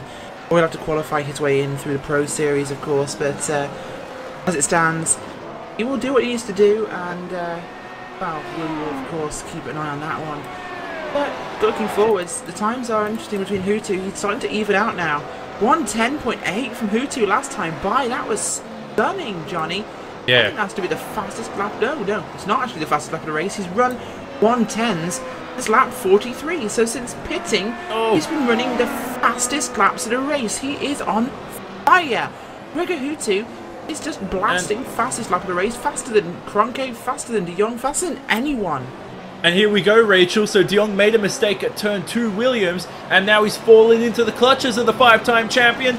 Goes defensive a little bit. Hutu, though, has the move. Does he get the car pulled up in time? They're alongside each other here into 5. Now into turn 6. De Jong still has that inside line. Hutu gives him space, but Hutu on the throttle takes P2 away and snatches it from Mitchell De Jong, who goes drifting, does not have the grip in that Coanda Simsport car, and couldn't hold him up for teammate Martin Kroenke. Now, I mentioned this before, Rachel.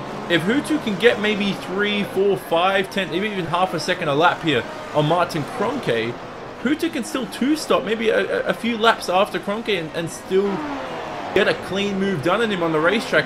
It might be a risk worth taking, but at the same time, you don't know. You don't know if you should divert from your strategy of a 1-stop or whether Hutu is originally on a 2-stop anyway. Oh, we don't know, but Hutu can't really be on a 2-stop. He went to the halfway point before pitting. It's a very long way, so I've got to think he's on a 1-stopper here, unless he's going to do 2 short ones at the end. Can't tell at the moment, but 7 seconds to Martin Kroenke. He's lost a lot of time there fighting with De Jong. The fastest laps of the race regardless. He has a long way to go, but Kroenke has the longest way to go on his tyres, of course. He has to go for 50 laps. That's going to be a tricky one for him. Of course, no traffic between them now, so well, there is some traffic, I believe, just up ahead, 2 cars, but Kroenke, he's still running away out front. Good times from him. Oh, he's also in the 110s, so these guys are pushing hard now, responding. Yeah. But maybe Kroenke is approaching his second pit stop. That could be it. You know, something to come into play. But we'll look at lap times this time around. So Kroenke at the final corner passes that little dirt pool. That's like a good little advertisement for iRacing's dirt racing coming up soon. But Kroenke sets a 1 minute 10.8. So another quick rapid time for Kroenke. Hutu crosses the line. And he sets a 1 minute 10.8. Matches Kroenke. So, is Hutu conserving these tyres now? But remember, we used to see this in the Williams. This is the only reason why I'm thinking about this. In the Williams, sometimes drivers would go with one really long stint and then two quick little short stints. And I don't think it would work in the McLaren, but it could work for Hutu. I mean, who knows? At the moment, though, Kroenke's matching his pace anyway. I doubt it, Johnny, because as we've seen so far, even over that 40-lap stint, the time drop-off wasn't big enough. Unless Gregor Hutu is now literally destroying his tyres to get fast laps, it's going to be a tricky one to see as Oscar Mangan there goes down a lap to Gregor was already down a lap, sorry, to your leader, but going down a lap. That was actually Martin Kroenke I'm looking at, so yeah. I'm trying to remember who I'm actually looking at car-wise. It's always useful, but yeah, I think unless Hutu is slaughtering his tyres now to go for two short, fast stints, I don't think he can afford to do a second stop. So we just saw Dinkel tapping Pakala there at the hairpin. We'll hopefully get a replay of that soon. But so Dinkel gets straight past Ollie Pakala. They gave each other a little bit of room there, but now they're still battling here. And Pakala up the inside. This will be a brilliant move if he can get it done. Now into turn 10. Dinkel tries to sweep. We don't see cars going too wide here, though. Pakala has the grip. Now floors the throttle. Who's going to have DRS though? Dinkel has the power on the exit. Pakala has DRS into the first corner. Now there's a car exiting the pits. Some more flavor to enter this battle here. That's Umeshima joining the fight. This is a battle for position. Kazuki Umeshima sweeps the car left through Williams. Dinkel under attack now from the Japanese driver at his home track. Up the inside into turn 4 for Kazuki Umeshima. A little bit of space between the two. But Dinkel has the speed as the throttle. He also has DRS on his hands too. He doesn't have the slipstream though. He has to go defensive. Umeshima now under braking downhill. Oh, big twitch for the Radicals Online driver. Has the line into turn 6. They're still alongside each other here. Oh, brilliant fighting between the two. But Dinkel may have to yield. He doesn't. He has the passion, the flavor to climb his way up and maintain that 7th position. Still alongside each other here into 8. Then into turn 9. This is where Dinkel was battling 1 lap ago to Ollie Pakala. He's still battling with Umeshima. Pakala's broken away. Oh, tap between the two. And that's Umeshima. He just saves it. Right behind was Graham Carroll. Oh, and Rachel, that was inevitably going to end in contact. But here is Riley Preston all over the back of Michael Dinkel. He certainly is. Now, what a tragic move. We'll get a replay for you of that one there. As at the inside was, of course, Michael Dinkel. He does hold his line, I think, and it was just a little bit too tight a turn in there from the car of Umeshima. Umeshima just turns too tight, tries to get a run, and wow, that was nearly huge, but they managed to hold on to that. Sorry for the shouting, but that was tense. Of course, Pakala's loved this. He's managed to run away from these guys as they battled hard behind him, but fantastic racing here in your top 10 from these drivers. Oh, just amazing, amazing driving. Really love watching this. Riley Preston, as you say, he is right on the back now of Dinkel. Can the Aussie get it done here? Will he try and find a way past in that Orion racing car? He gets a good run as they slow Michael Dinkel up ahead. Now up the inside goes Preston. Will not have the correct line for the second corner here, but again, he's going to look too wide again. This is fantastic, Johnny. I love this, but Dinkel has to holds the position. Riley Preston drops back in line. Here comes Umeshima though to rejoin the fight. This is not over. Yeah, hopefully Umeshima doesn't have too much damage. So Mitchell de Jong in the meantime pitted, and he is right behind this group. So de Jong is going to come into play. Here's Preston having a little peek up the inside of the German there, but Dinkel has the Iron Man factor. He's stolen that from Cam Stark, you could say a little bit there. But Umeshima right behind here in the battle. And can he make a move on Preston? Around the outside now, Umeshima. Oh, can he keep it on the tarmac? He does. Goes for the undercut. De Jong right behind here. Battle on the main straight. They're all going to have DRS except for Michael Dinkel, who's the sitting duck. He's a little bit far ahead. And I think they're all going to maintain the line into turn 5, the hairpin. So they're going to stay stagnant this time, Rachel. But Michael Dinkel at It was turn 9, Hobbs, the right-hander, the slow right-hander, was side by side 3 laps in a row, I think, at that same corner. It was, Johnny, indeed, and well, this has just been fantastic. We've seen down here in the bottom of the top 10, these guys pushing super hard. Now we've got a train there with Dinkle leading. Behind him, that's Riley Preston, Suzuki Yamashima. Baku's coming as well. Mitchell de Jong, after his second pit stop, is in the midst of this one in P10, so this is going to be a ferocious battle. They head through the main straight now. We needed a short little 3-second break there. Now we're going to sprint away into the remaining 25 laps of this event. We're on lap 58 at the moment, as Riley Preston has a better run this time around. I think he kicked up a little bit of dust there on the exit of turn 2, Williams. And through outward curve here, turn 4. Umeshima, a bit of fresh rubber. He came out of the pits as these two were battling, or at least, yeah, when these two were battling, excuse me. De Jong behind, though, he is battling for a top 3 position, and he has to be careful as well. He doesn't want to, you don't want him to get any damage from this fight. I mean, I wouldn't want to race for the rest of the race. You got Tormolo, who's probably 10 seconds behind. You could even lose a podium position. I'm not sure this is third at the moment, Johnny. Of course, Mitchell de Jong on a 2-stopper here. Not the 1-stop, so he's got time to build up here. He's 32 seconds behind your leaders, so realistically he has about 12 seconds, 13 seconds to make up. Put him in 3rd place, which is currently Yona Tomola, 19 seconds back from your leader Kronke. But he has to get through this train of traffic first, and there's still 3 cars ahead of him who've been fighting hard. Amashima, Preston and Dinkle, they are pushing incredibly tough. So Dinkle now is struggling on his rubber, and he has not made his second pit stop in this event. So Michael Dinkle is pretty much here. He's not a cat, is he? I was going to say, if he has 9 lives or something, he's got a couple left. He's been involved in a lot of incidents. Asked there by Mitchell de Jong on Kazuki Yamashima. Yep. Out of turn 3 and 4 there as he heads towards turn 5, clear before they arrive at the corner. Not quite clear, has to hold it tight, but he'll get that one through there. No problems for him. 1 down, 2 to go. Riley Preston will be next on the targeting screen for the car. PRS Commander Simsport machine of Mitchell de Jong there, pushing hard now to try and make this up, but he is still losing time from your leaders, so he has to pass these guys very quickly, and he must know that. Yeah, so this is important. Oh, Umashima's going right up to the grass there at turn 9. I don't think he can keep up, though. De Jong just has that extra little pace. The Italian rubber there. And, well, the Italian tyres, I mean the Pirelli rubber, you know what I mean.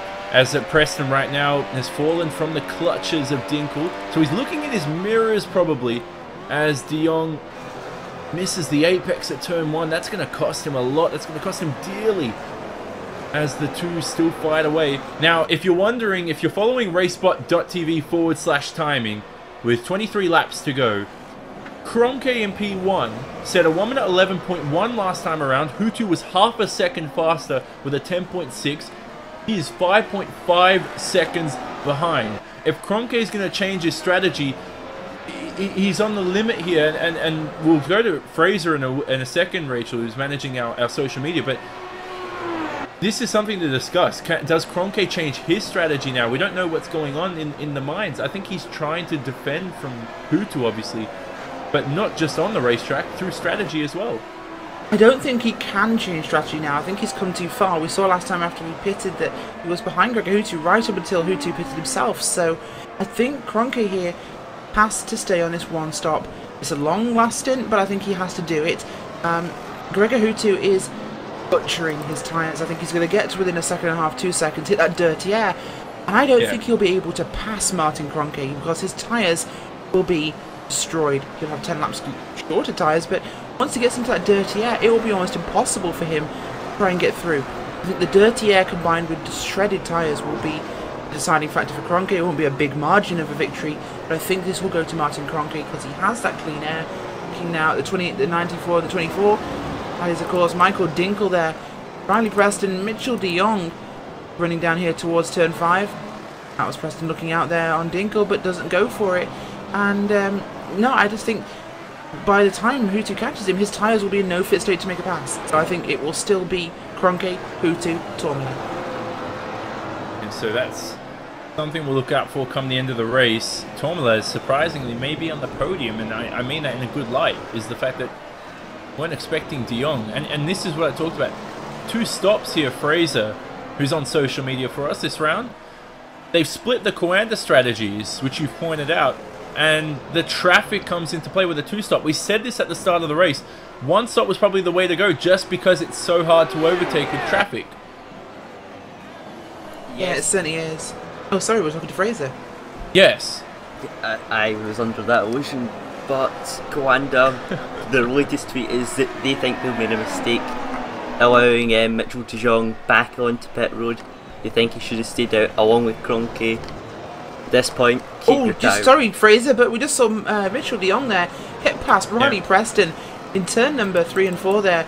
That was fantastic. Up the inside, another place we don't normally see people pass, but a late dive through he goes. Nicely done. Mishima spun it as well.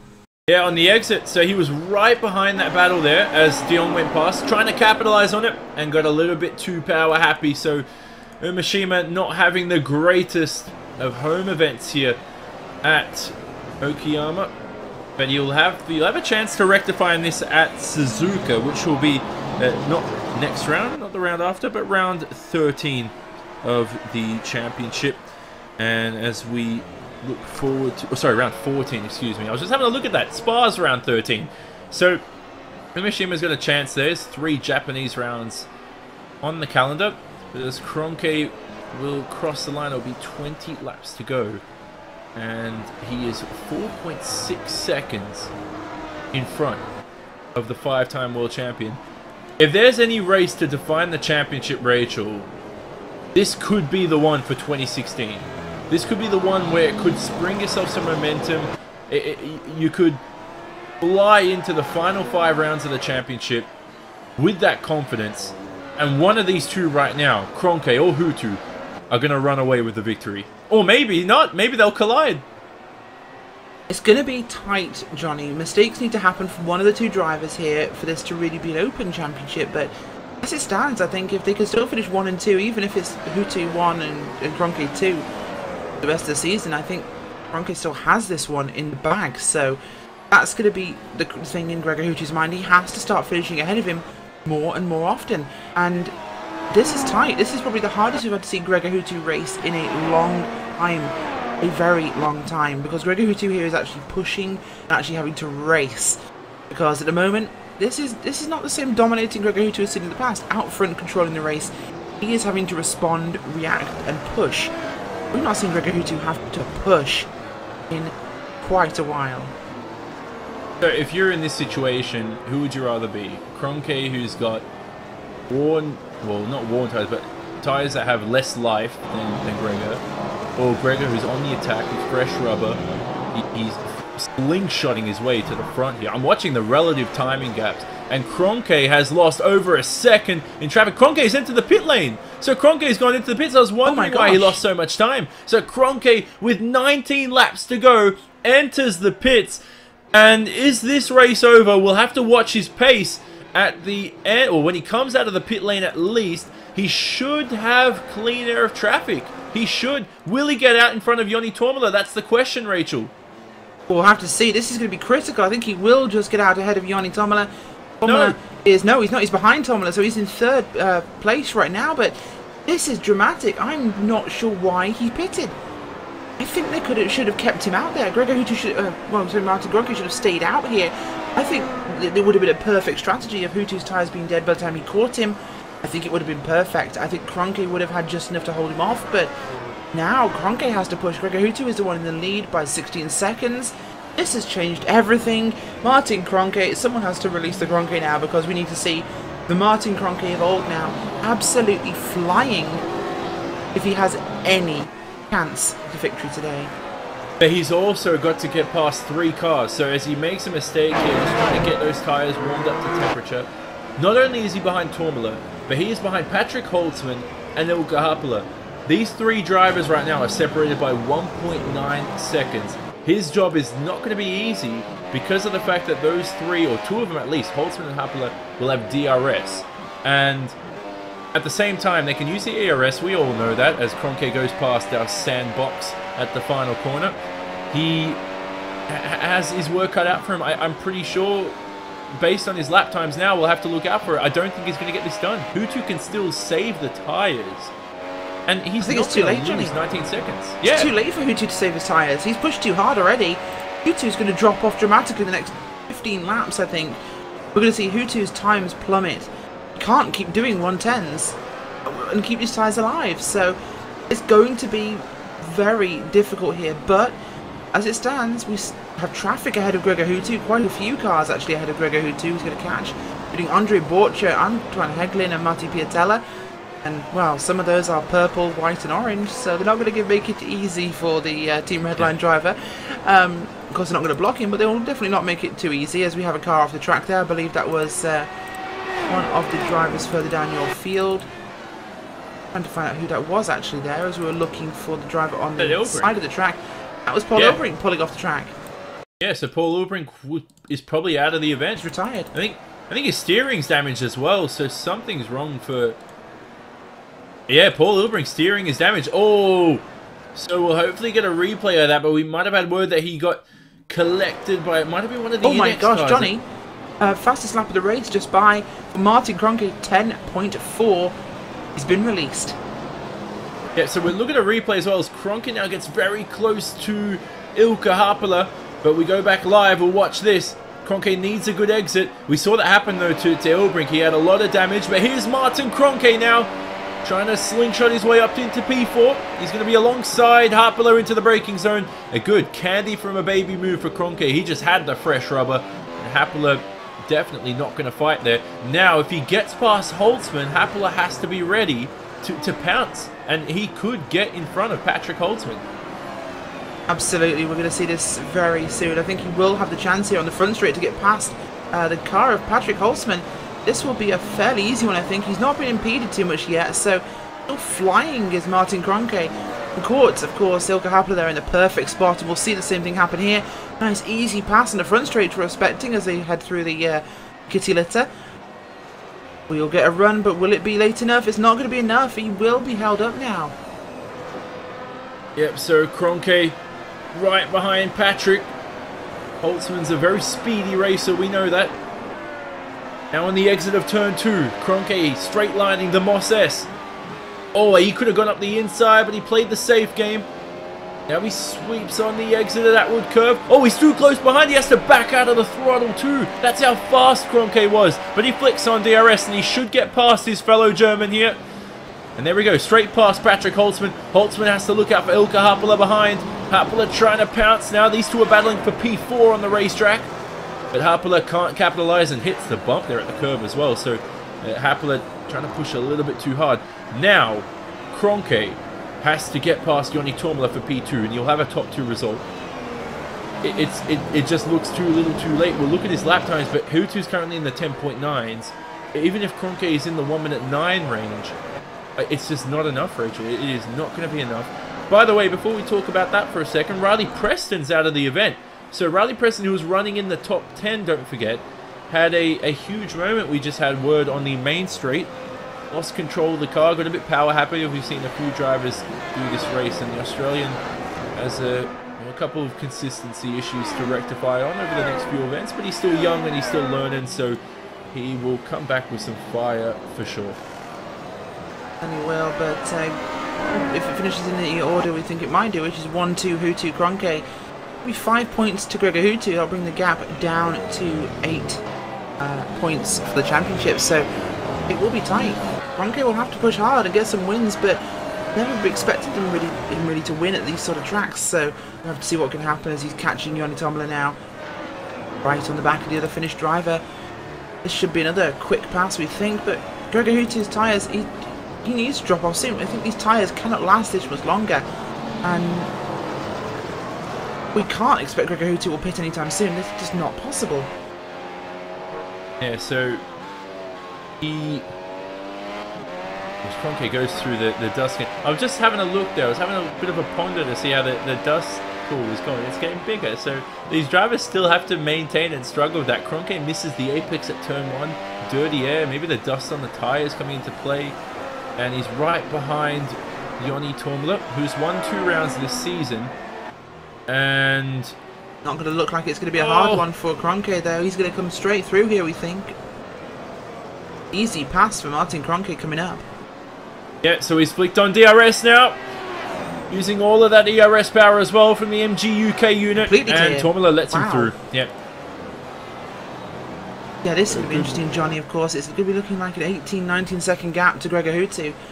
But normal tyre drop off, of course, if you're not pushing those tyres, is going to be roughly in the... we expect it to be around the 1 second range over a stint, but it could be 2 or more with them. How hard these guys have been pushing the tyres. Expect Hutu to hit a cliff soon. Will it be enough of a cliff? We don't know. I still think Hoanda have made a massive error.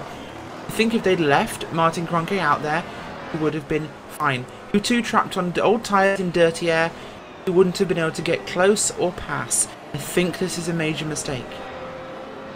Yeah, so that's something to look... Sort of go into the debrief room after the race and try to find out what went wrong and try to look at the positives as well. Now, the battle for P4, P5 and P6. You've got Holtzman, Harpala and Olli Pakala there in P6. So these guys sort of scrapping out with on lap 71 of 83 coming towards the end of this event. If Pakala sort of rejoined this fight, and after Kroenke made his way through, Pakala sort of was able to close in on these two. And look at that. Oh, and Pakala taps Ilkka Haapala at the hairpin. So Haapala was very slow, and Olli continues. He's got a lot of front wing damage too. Ilkka Haapala spins around, and he's going to continue away, but that was just... I don't know what that was. Huge. Oh, I just don't think you expected Haapala to be slowing that much in the entry to the corner there. He just slows down too much. Once he's around, he has no option but to run into him, and that was just unfortunate, but miscalculation there, perhaps, by Olli Pakala. Yeah.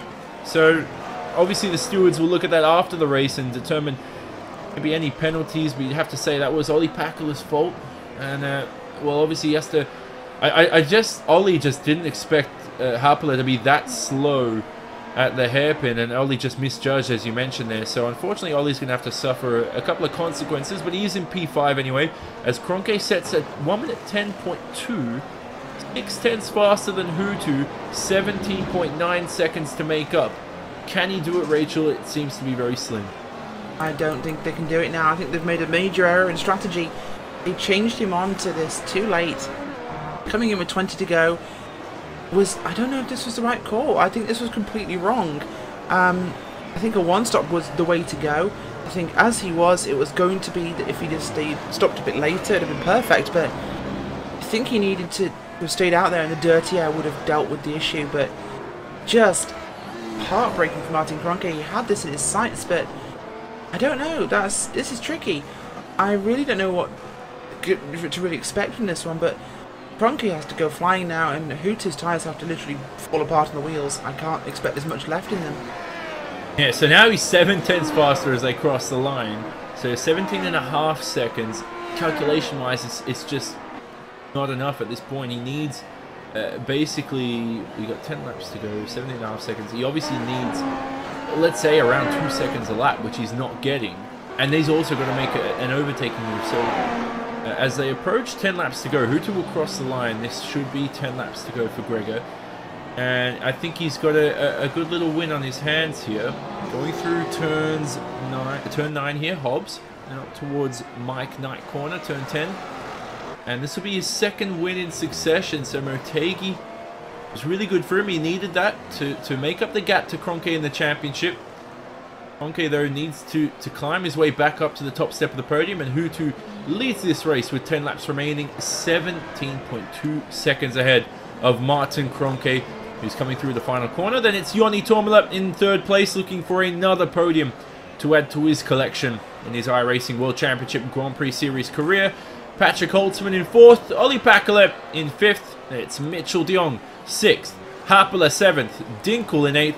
Then Carol Umashima round out the top 10. The rest of the drivers on the lead lap. Berryman up into 11th, so he's had a decent, quiet race so far. Piatella down there in 12th, but he's also gained a few positions.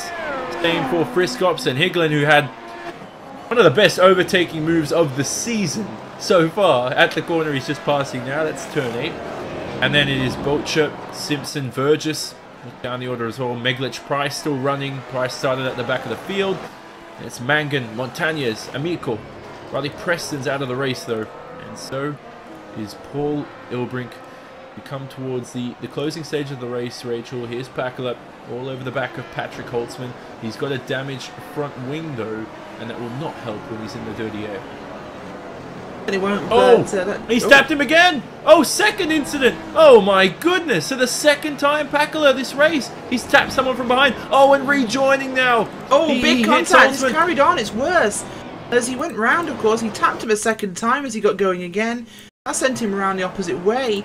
And in goes, I believe that's Riley Preston, I think the 16 car. Hapler runs into him and Mangan. So big jump there in the oh my gosh, the S's for a parking lot has nearly collects Dinkel as well. That's well, I'll tell you what, if ridiculous. Yeah, if Pakala's using virtual reality, he might need to change his pants or something like that, because that was right in his face. The second time he took someone out from behind in this event, so there must be some sort of situation where he's just misjudging the speed these drivers are carrying into the corners. It was obvious that Pakala was faster, Rachel, but as we said, he's just really severely misjudged both Ilkka Haapala and Patrick Holtzman as they go mid-apex into the corner. He certainly is. Of course, we know that Olli Pakala is using Oculus Rift, which actually means he should have better depth perception and judging of gaps, but I think that's just an unfortunate miscalculation of people's tyres falling off in this one, not expecting people to be that slow mid-corner. Unfortunately, it's happened twice, but especially with the damaged wing, he certainly probably didn't have the stopping he wanted, but it's a tricky one, of course, as Suzuki's passed Holtzman as well now, so... Oh, and alongside each other here's Dinkel and Haapala. So Dinkel now fighting with Ilkka, who was involved in that incident. Ilkka lets him through, and look at this, Graham Carroll right behind our Pro Series champion. Into the final corner, all three go here. 8 laps remaining in the event. Carroll has DRS though. Haapala goes defensive and Carroll has to back out. Big block at the last minute, but Carroll still maintains the line. He's alongside Ilkka Haapala here. Now into turn 2. Carroll around the outside. Does he have the grip? He does. On the throttle. Haapala with that damage. Carroll on the radio too. Obviously not pleased with that block, but he's up into P7 unscathed. And he has fantastic running here from these guys. Just amazing. We saw last time by Johnny, lap 74. Fastest lap of the race so far, 10.02 for Martin Kroenke. The gap is still 15 seconds. It's not enough as we look back at this fight here. Behind Michael Dinkel, it is Ilkka Haapala, it is Graham Carroll and Kazuki Yamashima they're fighting. So we have Apex Racing UK, Ryan Racing and the Radicals Online team fighting now hard for position. This is the bottom end of your top 10, P7, 8 and 9. What can these guys do? They were fighting in these exact same positions earlier on. And they're back at it again. This is spectacular. Yeah, so what a race so far. And the person who's benefited the most from this has been Michael Dinkel. Pakala did benefit, ironically, being involved in both incidents and being at fault. Well, at least in my opinion anyway, looking back at him. He's benefited the most. He's up into P5. He should definitely receive a penalty. Stewards will look at that after the race. Shannon Whitmore and everybody there at iRacing doing a good job as usual throughout the season. Though Michael Dinkel, this may be a career best result for him, Rachel. I might have to look back at the stat sheets. And don't laugh at me because you know I love Johnny, stats. actually could see we do definitely know you love stats, but it could be a pass going for Kazuki Yamashima on Ilkka Haapala. DRS is open and active as Ilkka Haapala goes for a big block. We'll let him run the outside though as he clears him anyway. Go around the outside. Come on, Kazuki Yamashima, hold it around the outside. As he does a perfect crossover move there. Fantastic pass by Yamashima around the outside in turn 5, the hairpin. That was spectacular. I love that. Earlier on, Jake Sperry called him the samurai sword of the World Championship Series. It was slicing the competition. That was pretty much just that right there. That was a textbook Yamashima creative pass and well executed. Yeah, so Kazuki Mishima now into 8th. He's had a brilliant season so far. It's just unfortunate Yuho Abe didn't make the World Championship this season. He would have been delightful to watch. Another Japanese driver. They've all come from Ronin Racing. Obviously that team not racing this season because of the fact that Saito moved up to Radicals along with Umashima to join his former teammate there from Ronin. So that team has produced a lot of spectacular drivers from Japan, and we know Glacier Racing too, Rachel, bring a lot of Finnish drivers through, and it's those kinds of teams from those amateur series we see. You know, they race in other series off the track, and they sort of allow these drivers to earn an ability, and they spend time with big names, and they sort of are able to nurture their ability to race against high competition like we see here today. The same for Tormolo, who's currently in third, under attack from Mitchell de Jong. Yeah, certainly, and he really is. Mitchell de Jong pushing hard now, wants to get past Joni Tomola, and we'll see if he can do that one, of course. Should be a very possible move to complete here, but we'll see if he could do it. Catching up, of course, fresher tyres there for Mitchell de Jong. Of course, Tomola has one stopped in this race, Johnny. Yeah, so de Jong should... I was going to say, don't be aggressive, because this move will be done in the next 5 laps for sure. And Tomola struggles under power. A small little twitch. He keeps the car in a straight line, though. That's most important. De Jong now flicks on DRS. Tomola goes defensive, so there's only 5 laps remaining. But look at the confidence under braking. Oh, too much braking there. And de Jong now loses a chance to get onto the podium as he outbrakes himself. I thought he was just much more confident, but he tricked me as well. Tomola was the one who braked in the right spot. And now he continues away in P3. And that just sprung a bit of hope there for Rachel, for Tomola Rachel, because he can still maintain this P3 position, although the chances are probably 1,000,000 to 1. I think he has a better chance than you think here. He could definitely try and maintain his podium spot. Of course, this is a battle for that final podium step. Only Tomola, oh, he's won races this season. Don't count him out here. I think he can defend this one, but the dirty air is so hard to breach, of course, and Mitchell de Jong's had to use his tyres up to get past here, Johnny, so he's used a lot of his tyres. We'll have to see what he can do now. Johnny Tomola is going to have to do everything he can to maintain this, but it's looking possible. He just needs to make sure he gets good exits. And de Jong beached himself on the curb there on the end of the exit of turn 2, Williams. So as we look at track guides with these drivers, turn 2, you can easily lose the rear end there. You look at the rear anti-roll bar for balance. De Jong, though, now is looking towards the rear end of Joni Tomola and cannot get past. Oh, look how slow he is on the apex. He has to back out a little bit. So that's not what Pakula did earlier. He got involved in a couple of incidents. So de Jong has to be aware that mid-apex, these cars are a lot slower just because of that fresh rubber he has. Does he do a Hegelen into turn 8? No, he doesn't. That would have been really amazing to see for a second time. But now, I guess I sort of half agree with you now. I'm starting to change my mind. Tomola can keep this position. I think maybe because de Jong is just a little bit sort of hesitant at times to make a move. And look, he's off the racetrack too. The dirty air not helping him, kicking up more dust on the racetrack. Just what we needed, more dust at that part of the racetrack. They sweep past turn 1.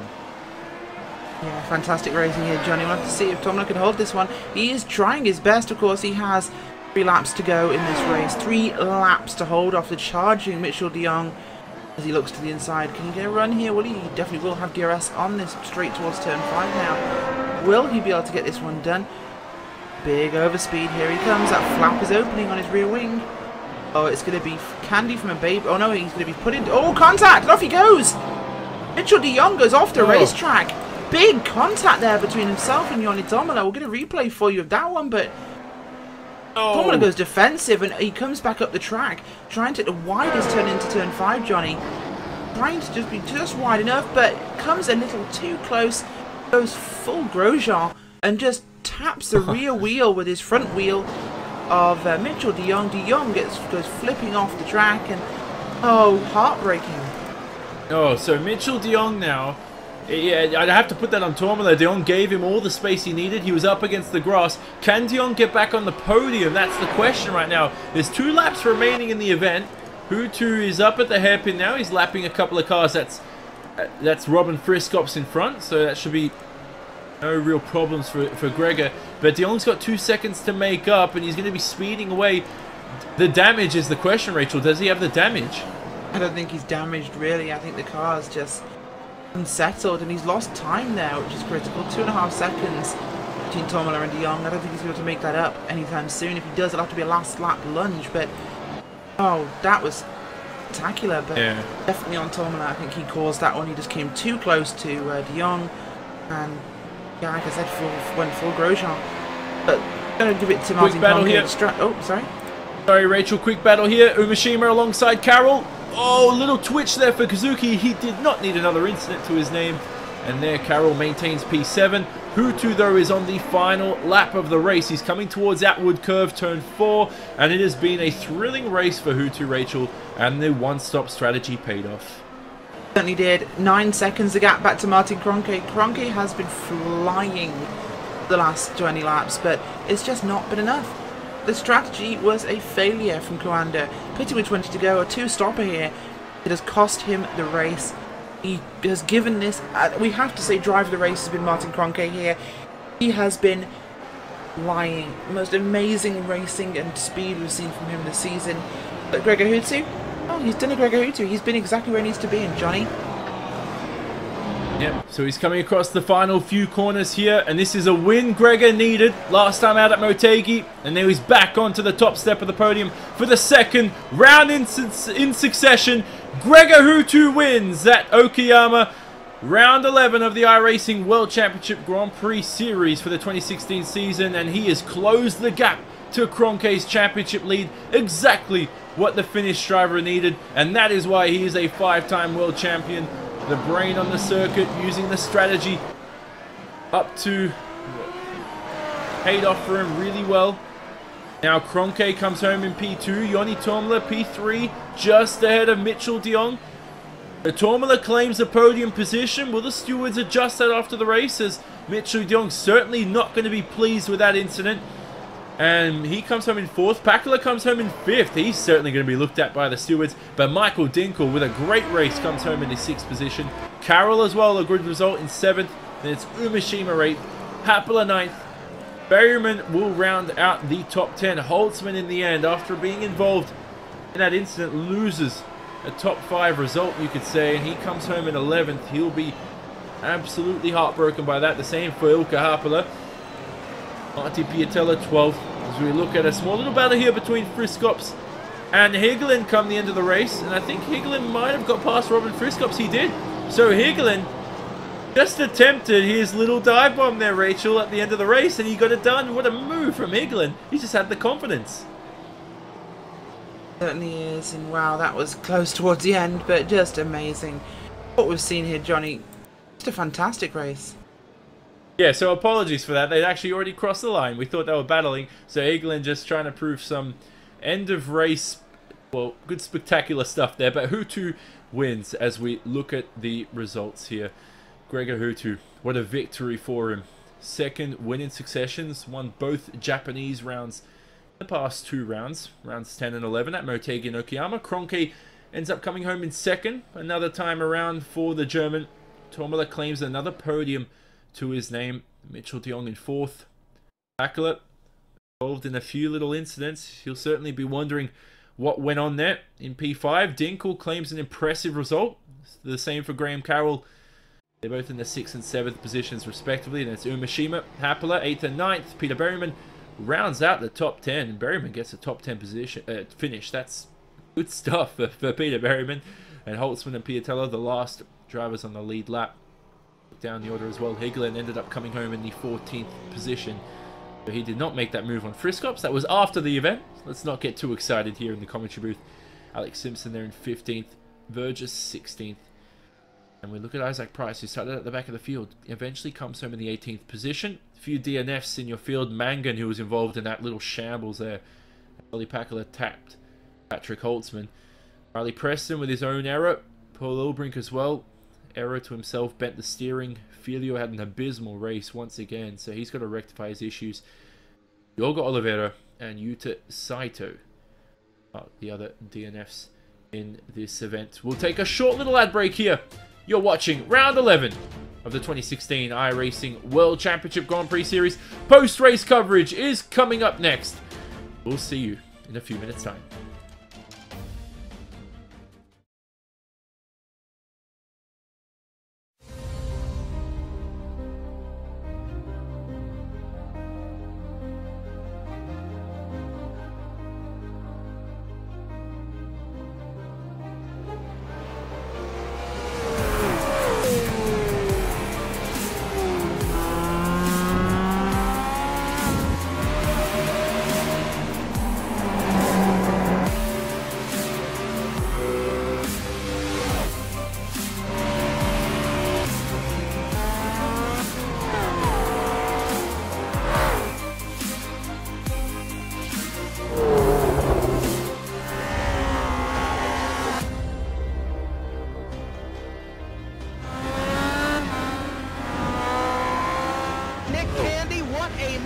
Truex in the outside, contact made. 56 slides in at a 4. Who's going to be at the stripe? Dead even, give it to Ryan Truex. Truex is your winner over Tandy.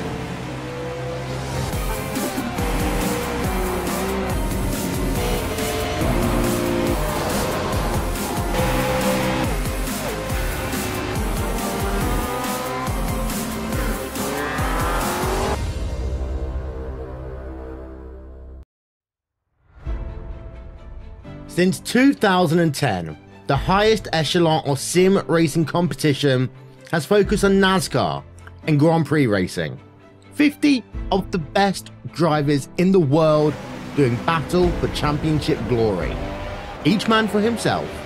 And even though there may be teammates on track, each driver is in command of his own destiny. Until now. 2016 sees the start of a new era in World Championship competition, with team racing getting its chance in the spotlight.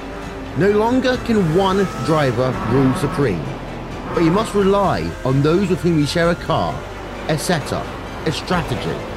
Endurance racing can be very different to other forms of motorsports, with races in this series lasting either 3 or 6 hours. Teams of 2 or 3 drivers, perhaps on opposite sides of the world, will share seat time, each having to collectively work towards one common goal. Crash out, and it's not just you who you let down. Officially sanctioned by SRO, it will be teams of drivers who will go head to head, car to car, rival to rival, in the pursuit of a championship. And there's over $25,000 in cash and prizes up for grabs. Some of the world's biggest sim racing teams are represented. There's also a group of teams who haven't seen this stage before, who want to make their mark and say we can hang with the best. The team racing revolution is here. It's loud, it's exciting, and it lives on iRacingLive, starting April 23rd.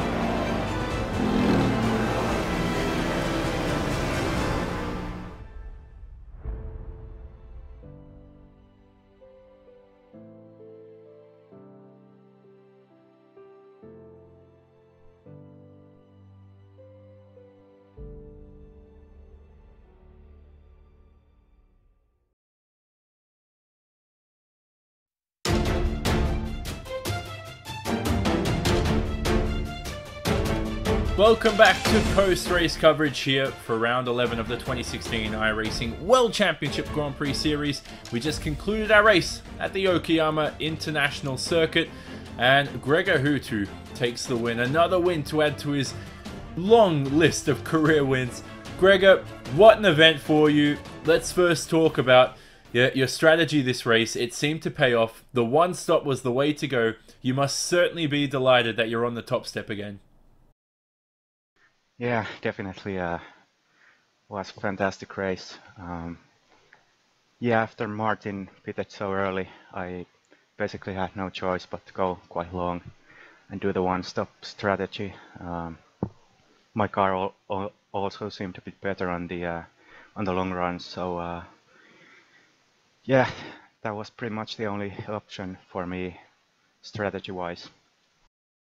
Were you expecting in that second stint, you were catching Martin towards the end, but did you actually expect him to make that final pit stop? Because we thought that maybe initially you were going to make a quick little two-stop strategy, go halfway distance and then make one extra pit stop halfway through, if you know what I mean there. But then in the end, it turned out the opposite. It turned out Martin pitted again, and you just seemed to comfortably sail. I'm not sure if you were aware of maybe what he was going to do, or maybe you were trying to guess what he was trying to do. Yeah, right after I made my stop, I thought he might make another stop, because it's a long way to go here, you know, to do 50 laps on a set of tires. So, but yeah, the race was kind of coming to a close, so it was a bit of a surprise to see him pit that late. I was kind of looking forward to having a battle with him on the track. So. But yeah, after he pitted, I thought I should be able to hang on to the lead, and yeah, that's what happened. But you spoke last round about how you adapted your driving style. Now, I know I'm not going to ask you about the secrets, because you said there were some stuff you didn't want to say, but it seems to be working for you. Do you think come the end of the season you're going to keep on coming back to the top step of the podium, keep on taking these wins? Because in qualifying you weren't as quick as the Coanda cars, but was that mistakes, or was that driving style, or was it just setup, or what could it be? Well, qualifying was a problem with my DRS button, so it was a pretty good lap without DRS. So yeah, I thought I should be stronger in the race. So yeah, that's the plan anyway. To keep winning a few more. That's what's needed for the championship. So Indy next should be a good track for me. So yeah, let's see how it goes there. Yeah. Final things. You got all your sponsors and any words in Finnish as well for you? Well, you know who I am going to thank. So thanks to Fanatec, Okayama. And joo, oli aika hyvä kisa taas ton Motekin jälkeen, ja taktiikka osui aika hyvin nappiin, että mulla oli aika hyvä auto tossa kuluneilla renkailla, niin vedin sitten yhdellä stopilla ton kisan ja se toimi tänään hyvin. Et Martin teki aika myöhään tän tokan stopin, et mun mielestä nämä oli aika lähekkäin nämä 1 ja 2 stopin taktiikat. Mut joo, hyvä kisa ja ei muuta kuin eteenpäin. Kiitos, thank you. Thanks, Gregor. Another victory to the 5-time world champion. And Rachel, he's slowly closing in that championship lead. We don't know the exact points at the moment, but he could be on a pursuit towards a 6th title, you know, and Kroenke had that little sort of Rosberg streak, you could say, with all those wins. And now Hutu, new driving style, sort of reinvigorated himself come the end of the season. And we see this year after year. Are you comparing Gregor Hutu to Lewis Hamilton? Are you saying he's wearing gangster hats? No, I didn't say that. You said that, not me. You were alluding to it. I don't know. I think it's going to be a fairly open championship. This is still many rounds to go. And Gregor's actually having to fight for this one, so I'm sure he relishes the challenge. But as we talk about that, we are joined as well by Joni Tomala. Joni, great race for you today. 3rd position. You fought off Mitchell de Jong there at the end. Firstly, tell us about that last few laps incident. It was 2 laps to go, I believe. You had contact there with Mitchell going into turn 5. Tell us what happened. We didn't have contact, I think. I think we both braked a bit late and he lost the control there. I don't know what happened there, to be honest. I haven't seen the replay or anything, so can't really comment about that. This might be sim racing, but that was definitely a real life racing answer. But a great race from you, of course. 3rd place, a good strategy as well from your team. Looking forward to getting some more points towards the end of the year and pushing yourself further up the standings. Yeah, of course. I think I still have a chance for P3 in the standings, so I'm going fully for it. Awesome. Well, congratulations, Joni. And would you like to say anything in Finnish before we go? No, I'm all good. Would you instead like to give some advice to Will Vincent, who is currently in Finland, drinking with Finnish people? Would you give him any advice on how to stay safe? Stay away from the dark alleys. There you go. Back to you, Johnny. Thanks for joining us, Yanni. Thanks. Thanks, Yanni. So Yanni Tomala claims another podium finish, and apparently Rachel, he hasn't watched the incident yet. Maybe he's just trying to keep his comments reserved for the broadcast, which is obviously part of our rules for these drivers anyway. But at the same time, I mean, it surely had to be sort of Yanni creeping in on the braking zone to Mitchell.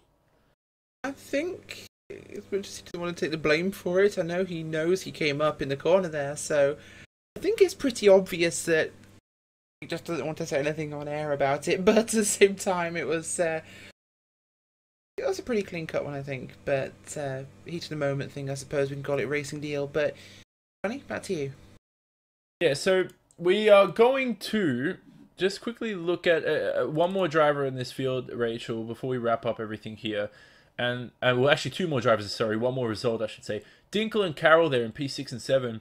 these guys from the Pro Series, we like to see this from these guys who are able to spring a bit of life down the order, still get some good points results in it, and it sort of builds a foundation for both of those teams, for Vortex and for Apex, especially for Michael, who's sort of racing on his own this season in Vortex. He has no teammates to support himself.